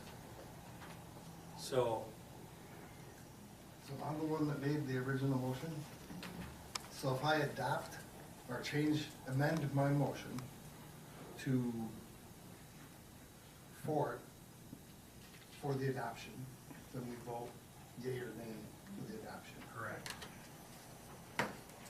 Or you can withdraw your motion to deny. I'll withdraw my motion. Somebody else can take a chance at this. Whoever seconded to withdraw their second. Oh, what's the motion? I'm kind of lost here. There was a motion to deny made by Glenn, seconded by Peter. He withdrew his motion. Are you willing to withdraw your second? And what was the reason? Because it was considered a negative motion. So what we'll do is if you withdraw your second, we will then offer somebody to make a motion to adopt, and then a second, and then we'll vote. Okay. Are you willing to withdraw your? Yeah. All right, there we go. And make a motion to adopt. We have a motion to adopt. Is there a second? I'll second it. Second by Peterson, Alderperson Peterson. We probably should have a roll call vote. Yep, we'll let you catch up. We'll go in reverse order. We'll start with Alderperson Schulze. Aye. Aye. Alderperson Nay. Harrington. Nay. Alderperson Zabinski. No. Alderperson Glenn. Nay. Alderperson Hale. Aye. Alderperson Devine. Nay. Alderperson Fader. Nay. Alderperson Peterson. Aye. Motion denied.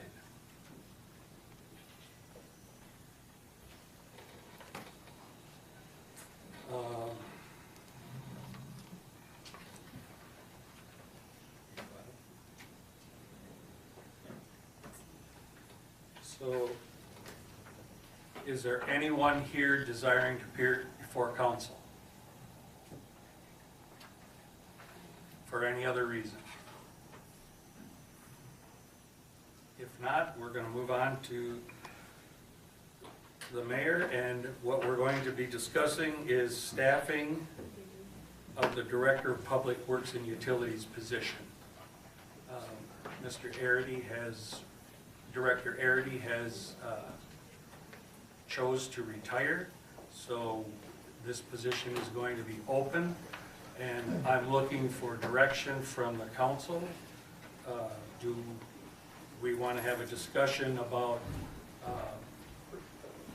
filling this position, or if somebody has other ideas as to what to do with the position? So I'm going to throw it out to the council for discussion. It would be my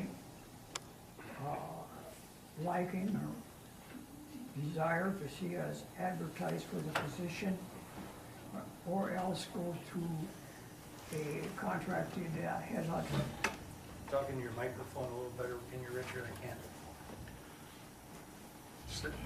Just say what you said again, because I didn't hear it. It would be my desire as a council person that we would either advertise and hire to fill the vacancy, or else hire a headhunter to find as a qualified candidate. I also have a comment on that. Do we even need the Plug in your microphone, please. Do we even need to fill that position as a director? That's what this discussion is about. I mean, my question would be, do we have a department that can man without a director? That would be my question. The city would save quite a bit of money doing that. We have a supervisor in place at Public Works doing that. Alderperson Peterson? We've got Kurt as the supervisor of that department. I thought there was another supervisor under that was in place because he was on set. I Yeah. could be wrong, I'm just trying to. Correct me if I'm wrong, Mr. Morales. We have department heads. Kurt is their supervisor, correct? The only department head would be Director Arity as Director of Public Works and Utilities. And then there's a supervisor for Public Works for, utilities, water and sewer, respectively. So you have 3 supervisors, 1 department head right now. How many employees in the whole department of Public Works and Utilities? That's under, that would be. Approximately 30. Again, spread across those 3 divisions.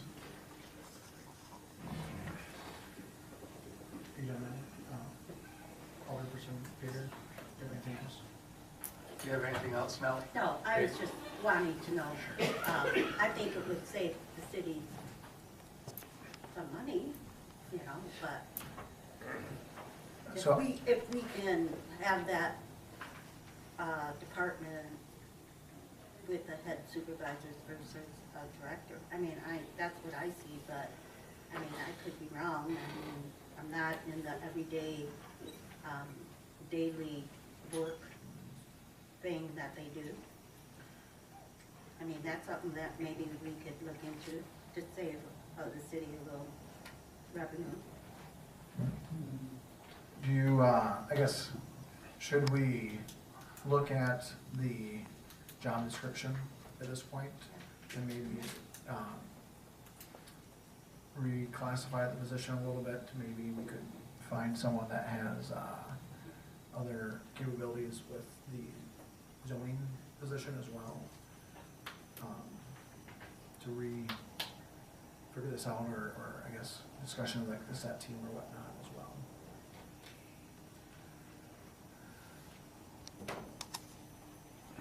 Could I ask a question to piggyback you, Alderman Kale? Is there a way to, I don't want to say hire a director, but restructure that department? I don't know that that would be something that would be in the best interests of the city. I would say that to Alderperson Kale's comment that we could definitely look at the job description, whether we want to change that or not, but that ultimately is up to the council. So that's why we wanted to have just this discussion on it tonight and get some clarity as to which direction you all feel we need to travel in. So I'll recognize you, Alderperson Yarrington. I'm wondering if in the long run or the short term, I don't know which is better, if we shouldn't have a special meeting down the road to discuss both the clerk's vacancy and the public works vacancy in regards to the closed session, in regards to the qualifications of the underlings in those departments and whether or not we feel they're qualified and want to go within, or if we want to go outside.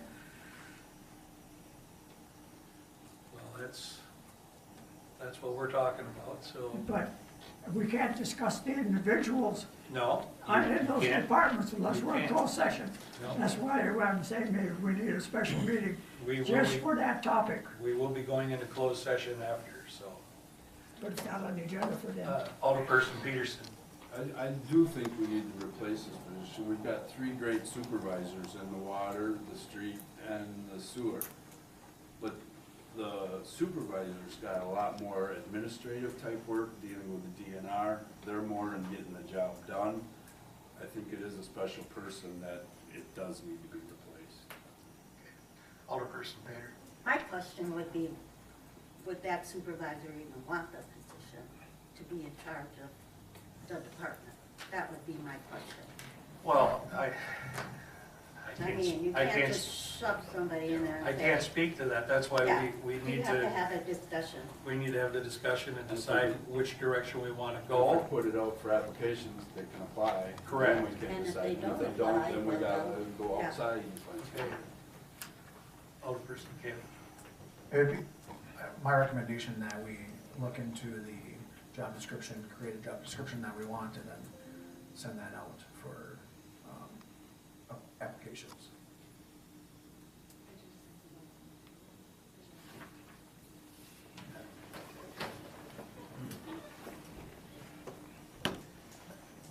So, I have one thing. Alderperson Glenn.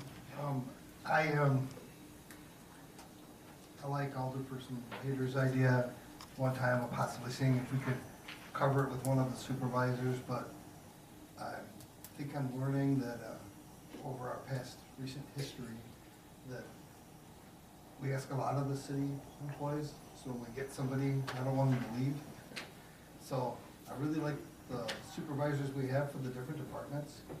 We have to replace a public works director to work with the county and all the other things that they work with on coordinating road projects and all those things, and also coordinating labor. The different departments have been helping each other out between them.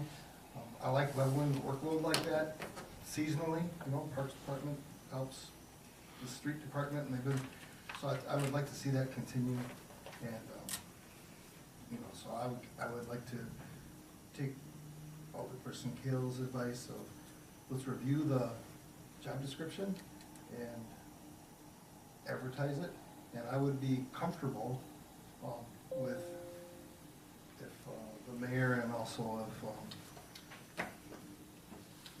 Nick would like to review the job description and get something out right away, so we can and then we can interview get the applicant process going, get someone to replace it. Is there any other discussion? Mr. Mayor, comment? if you Sure. Alderperson Schultz. I can't hardly believe we're having this conversation. That position is a very, very important one in the city of Tomah. Being a director over enterprise funds that bring revenue into the city isn't a position I would be willing to cut back on.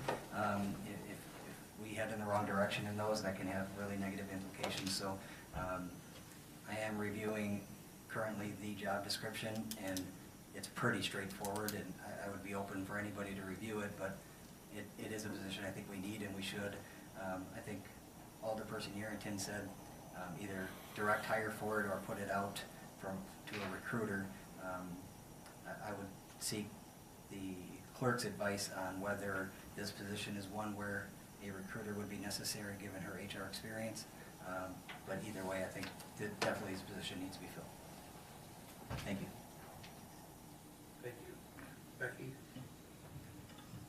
Thank you, Mayor. I have looked at this, and it's necessary to look in the state of Wisconsin and see what other municipalities are currently hiring public works directors, and there are quite a few out there.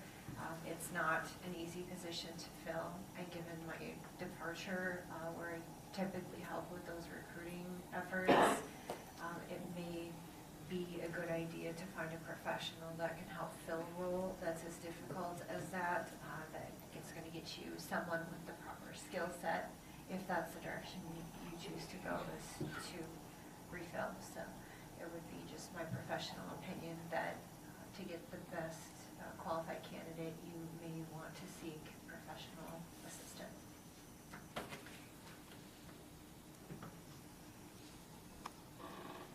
Is there any other discussion on this topic? Alderperson Glenn. I would definitely, after reading this job description, it's very extensive.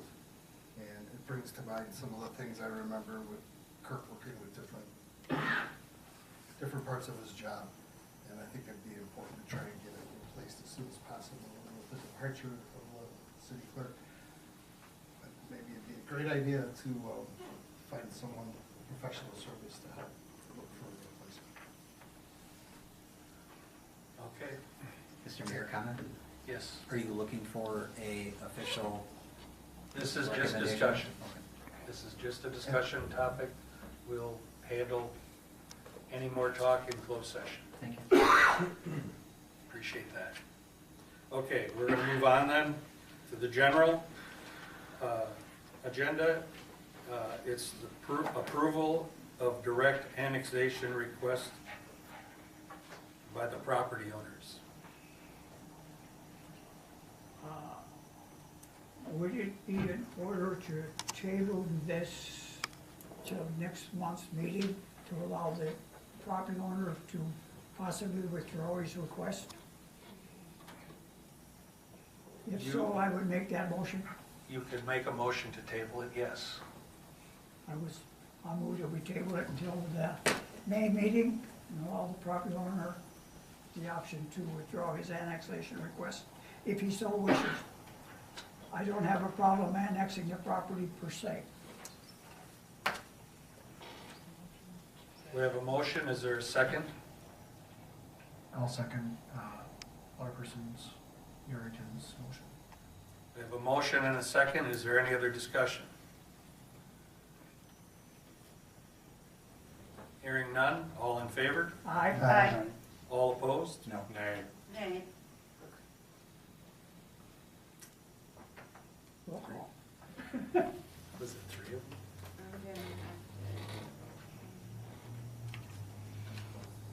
You want a roll call? Roll call, start with Alderperson Peterson. Yes.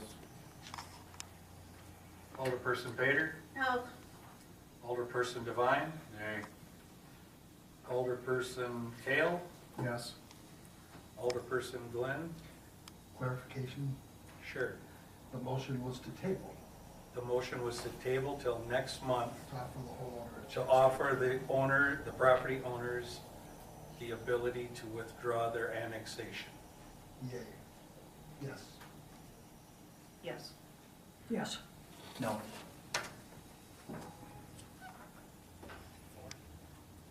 Give me a second. Yeah, go ahead. Sorry.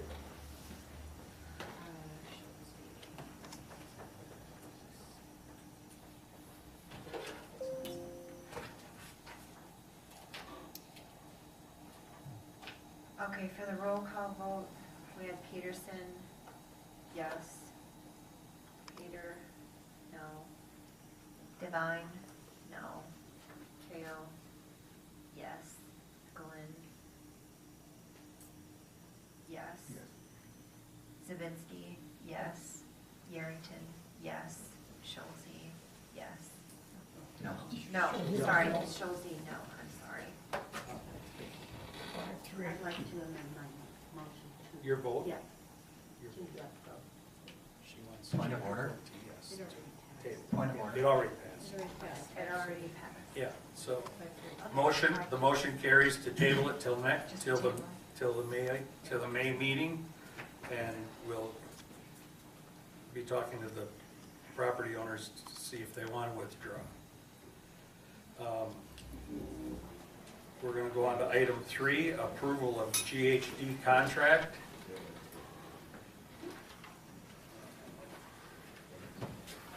Move to approve the contract with GHE for Superfund site monitoring.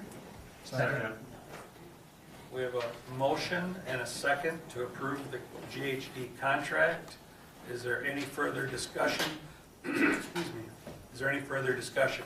Who is the second, please? It doesn't matter. We both say second. Patrick? Patrick or Kale? Yeah, don't matter. We can flip a coin if you want. I'll just put it behind, thank you. Is there any further discussion on this? Hearing none, all in favor? Aye. All opposed? Motion carries. Item 4 is the Solitude contract approval, Lake Committee recommendation. Can I ask Penny to speak on the contract? Or do we need a motion first? You should have a motion first and a second, and then we can discuss. Motion to approve. Second. Have a motion and a second. Is there any further discussion? Now it's Penny's turn. I reviewed it. Who's the second? The second? Who seconded the motion? Who seconded? Peterson? Peterson. Thank you, Dean. I reviewed it, made some comments and asked for some changes. They did most of my changes. The ones that they didn't do are really negligible for what the content of the contract was, so I'm good with how it's written, assuming that you are good with the concept of it. I'd also like to ask Mr. Kiefer, he's on Zoom, if he has any additional things on this, as he's the Lake Committee. No, this is something we've been, can you hear me? Yes, we can hear you, Lamont. Okay. This has just been something we've been looking at for about a year. The public has been asking us to make some strides forward in managing weeds on Lake Tomah, and this is just one step forward in satisfying the public's request for us to do something. It's actually more of a sample trial, just to see if this particular chemical treatment will work for us. And we have gotten a preliminary blessing from the DNR to use this.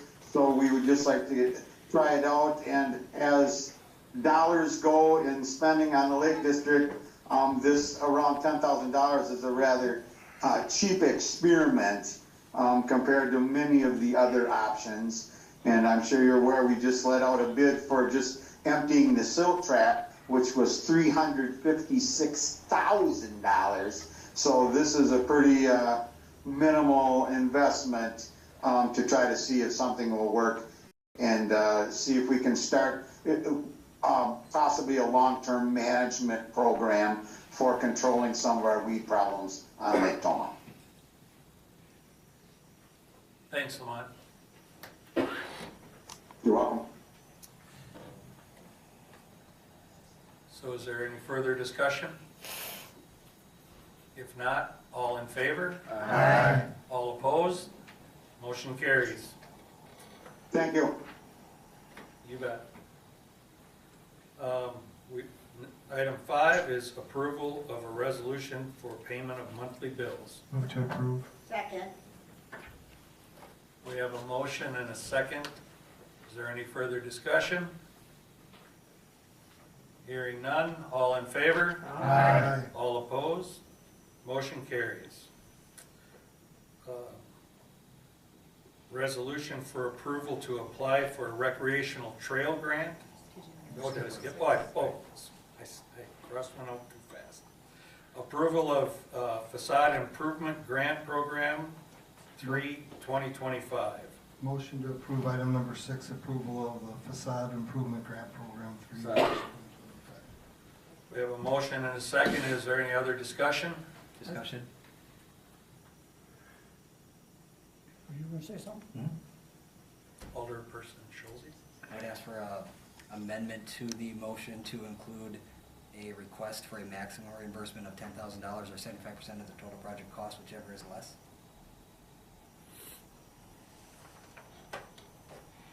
I'll make that amendment. I believe that was the original request. I'll amend my second to match that. Okay. Can you retell me the amendment? The amendment I requested was to add a maximum reimbursement of $10,000 or 75% of total project cost, whichever is less.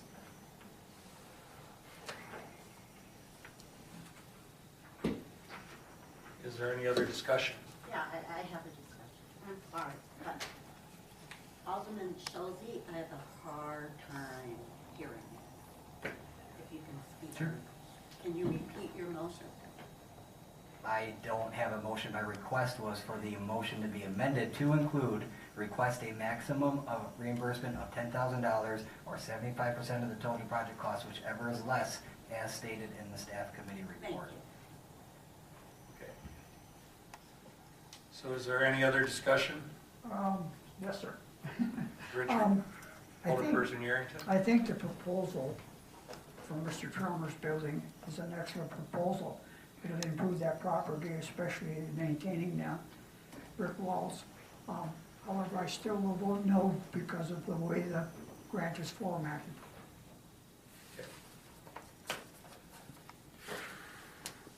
So is there any further discussion? Hearing none, all in favor? Aye. All opposed? Nay. You are recognized, Alderperson. Motion carries. We're looking for a resolution for approval to apply for a recreational trail grant. Move to approve to apply for the trail Second. grant. Motion and a second. Is there any further discussion? Hearing none, all in favor? Aye. All opposed? Motion carries. We're going to move on to acceptance of city reports. So item 8 is Senior Executive Team Monthly Report. Mr. Morales?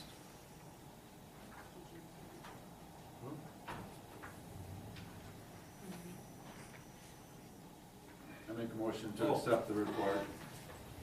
Second. Oh, that's right. We can accept all the reports, 8, 9, 10, and 11, Senior Executive Team Monthly Report, Economic Development and Zoning Monthly Report, Public Safety March Monthly Report, Library, and April Monthly Report. Senior disabilities and greater. Yeah, I got to turn it over. I'll make a motion to accept all of them. Second. We have a motion and a second. Is there any other comments to be made? I have one question about the library report. Sure. On the library report, Irma, I was wondering, in the report it mentioned that the federal funding, IMLS, was,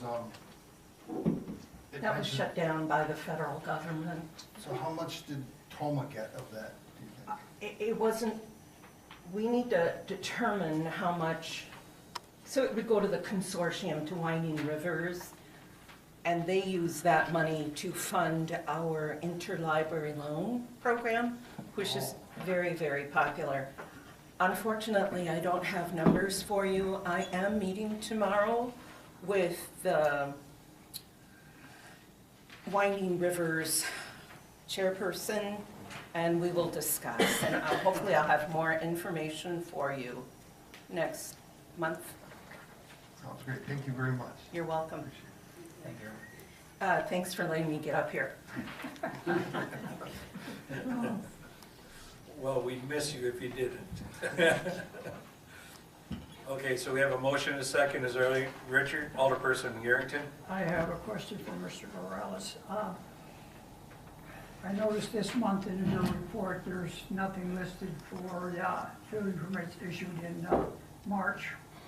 Will we be seeing them in next month's report? Yes, you will. I can send out this month's permits. It was just an oversight on my part, so I can send those out to you after this meeting. Is there any further discussion? Mr. Mayor, I have questions. Sure, go ahead, Alderperson Schulze. First one for Nick, the Senior Executive Team Monthly Report recognizes Paulette Bolton from the Senior Disabled Services as an employee recognition program. What was that recognition for? Yeah, so talking to Director Gupta, Paulette is one of our part-time employees at the Senior and Disabled Services Center, and she's really been a game changer for Director Gupta. And I met Paulette right after I first got here. Director Gupta introduced me to her, and every time I have been down there, she's been just very involved. I really don't think part-time employee is an apt descriptor for her. She really does help Director Gupta run that center. So she's just done a phenomenal job, and I think been a real value-added member to the team in the city. Director Gupta, did I misstate anything about Paulette?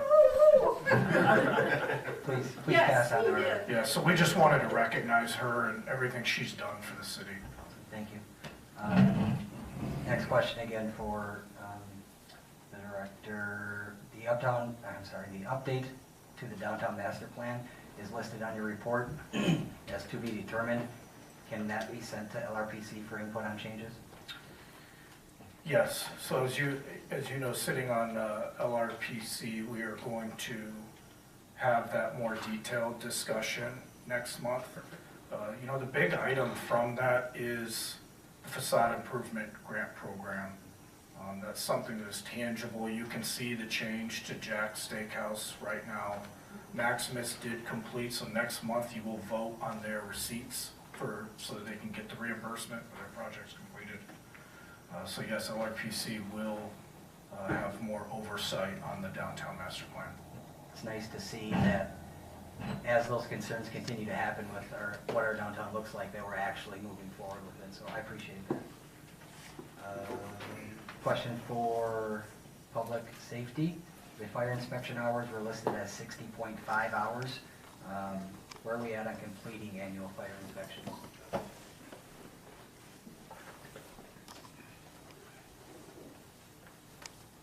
So we put 60.5 in last month. We do 2 inspections per year, so we're probably about halfway through the first round, which would be completed by June 30th, and then we'll start the second round and have to have it done by January or December 31st. So we're about halfway through our first round right now. Thank you.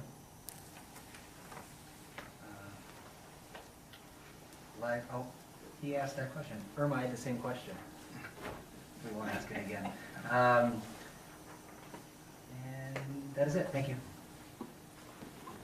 Okay. So we have a motion and a second. Is there any further discussion? Hearing none, all in favor? Aye. All opposed? Motion carries. We're going to move on to the consent agenda. Approval of minutes from March 18, 2025. And temporary Class B license application by Tomah Lions Club Incorporated to sell fermented malt beverages and wine at the Tom Wopat concert at Recreation Park on May 3rd, 2025.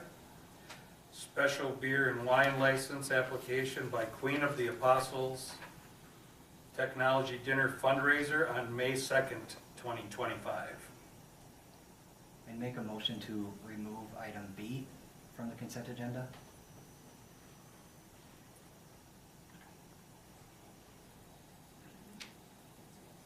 Okay. We have, I'll second that. okay, we have a motion to remove item B from the agenda. Is there any discussion? I thought they still wanted the It's just from the consent agenda, you're still be open to discussion. It becomes a standalone issue.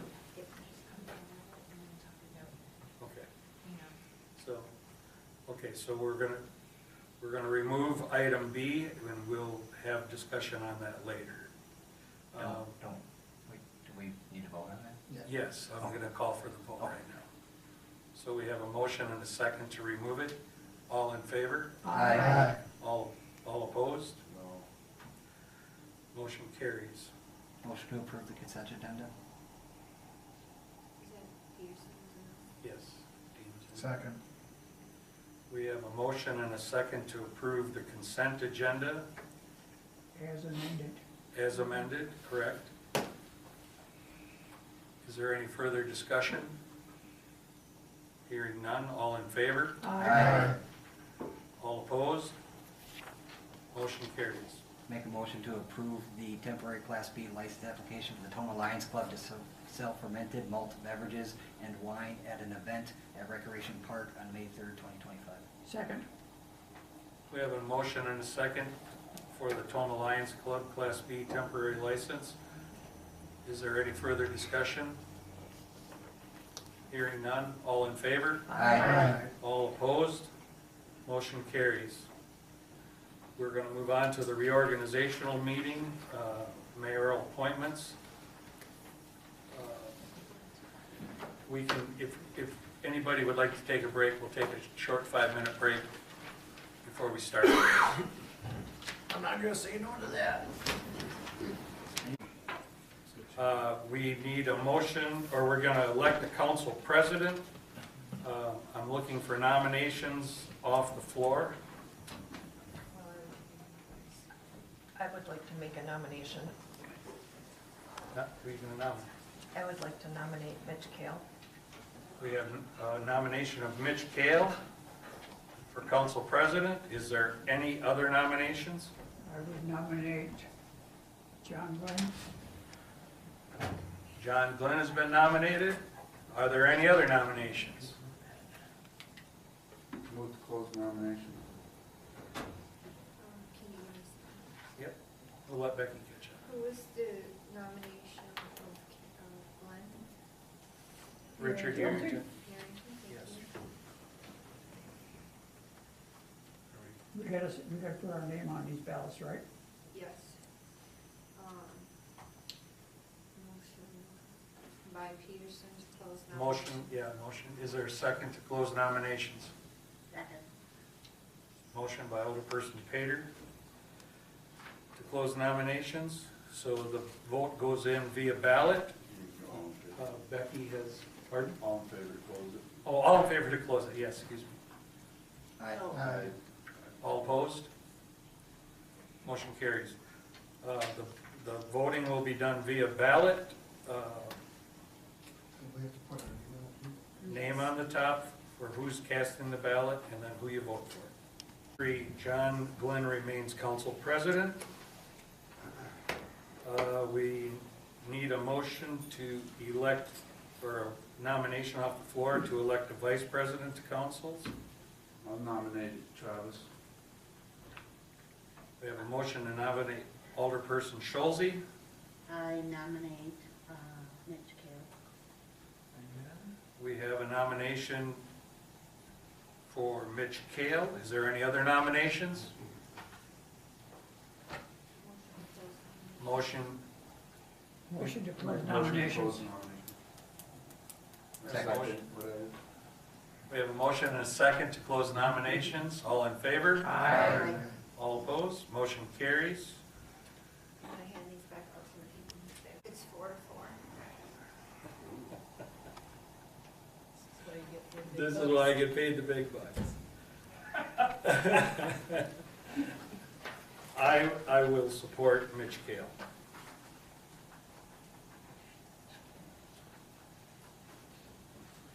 Okay, so that's done. So we have to have a nomination, or a motion and a second for each one of these, right? So, a motion for city attorney Penny Precor. Motion to approve. Second. Motion is second. Any discussion? Am I okay to vote for this, or with my wife It's up to you. working there, can I abstain? You can abstain. Who's the second? Nellie. Nellie. Alderperson Pater.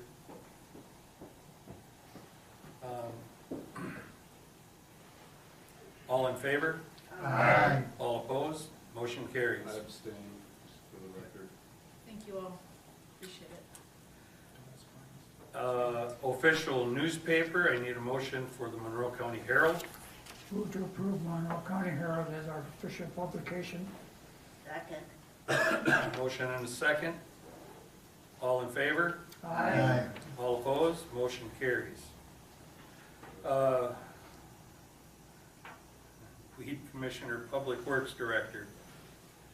Motion to approve the Public Works Director as our weed commissioner. I'll second.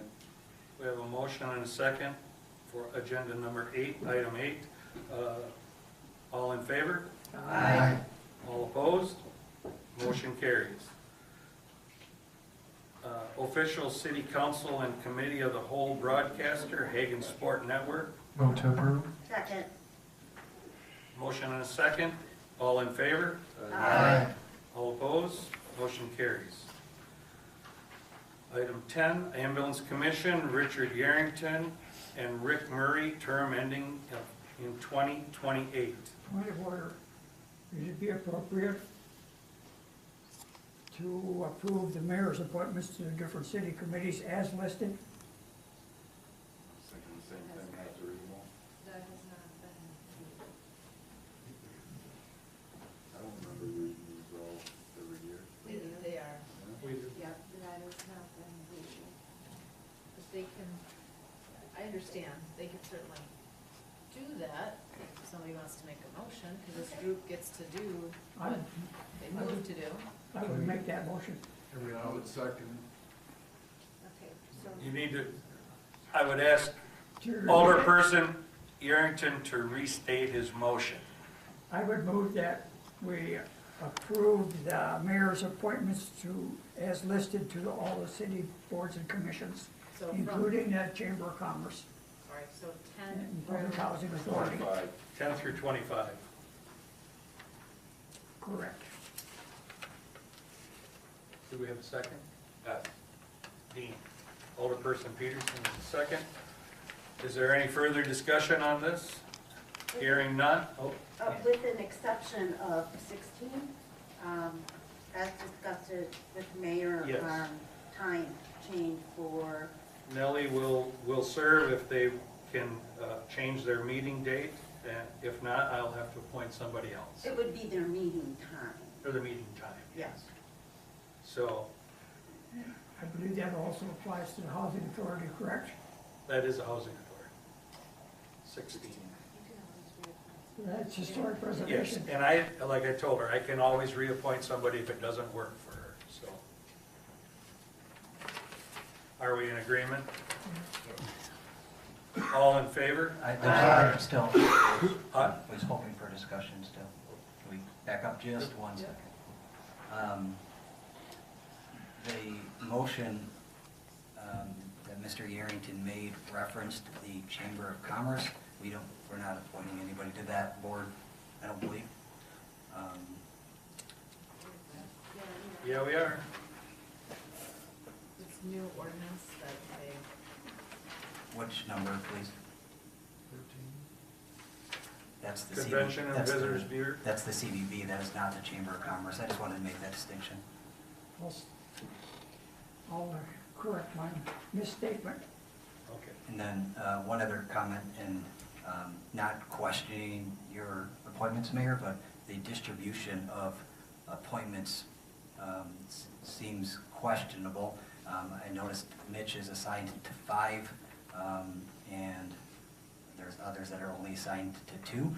And I know that's all we're seeing here tonight, but I would just, maybe if we can provide a breakdown of who's on each one, just to get a better idea of the workload that each council person is being expected to take up.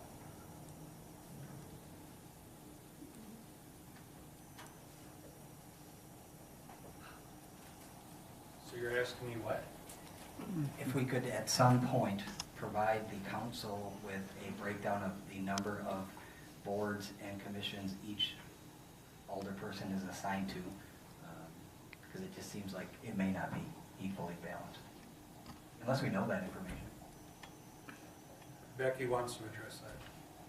After this meeting is done, we will be compiling a total list of all commissions and committees, all members, and when their terms end, and we can provide that for the council upon request. And then, It just takes a little bit after this meeting to get that all updated. and then at that time, if a adjustment is needed, we could bring that to council for vote. anyone can ask for it to be put on the agenda. Okay, perfect, thank you. That is all. I have one comment. When I served under Murray, I had one, Yeah, Yeah, I think it was. I had none. so that's, I just want to make that as a comment. So I'm gonna, We didn't see that as a problem then. right. So I'm gonna make a comment right now, as long as it's on the table. I sat down and I did my due diligence, and I put on these committees the people that I thought would most effectively serve in that capacity. I kind of take offense that somebody questions me on this, because this is my job, and I would prefer that from now on, if something needs to be discussed, that this kind of stuff is handled in closed session. Comment with all due respect, I was not questioning your judgment on who's on each one, and I don't believe that is a closed session topic. It should be discussed in public. My concern is equal distribution of workload, and I think 5 is too many. If I was asked, and you did ask me, and I appreciate that, if you asked me to do 5, I would kindly ask that you seek those that aren't serving on committees as often as others to appoint them. So just an equal distribution is always asking.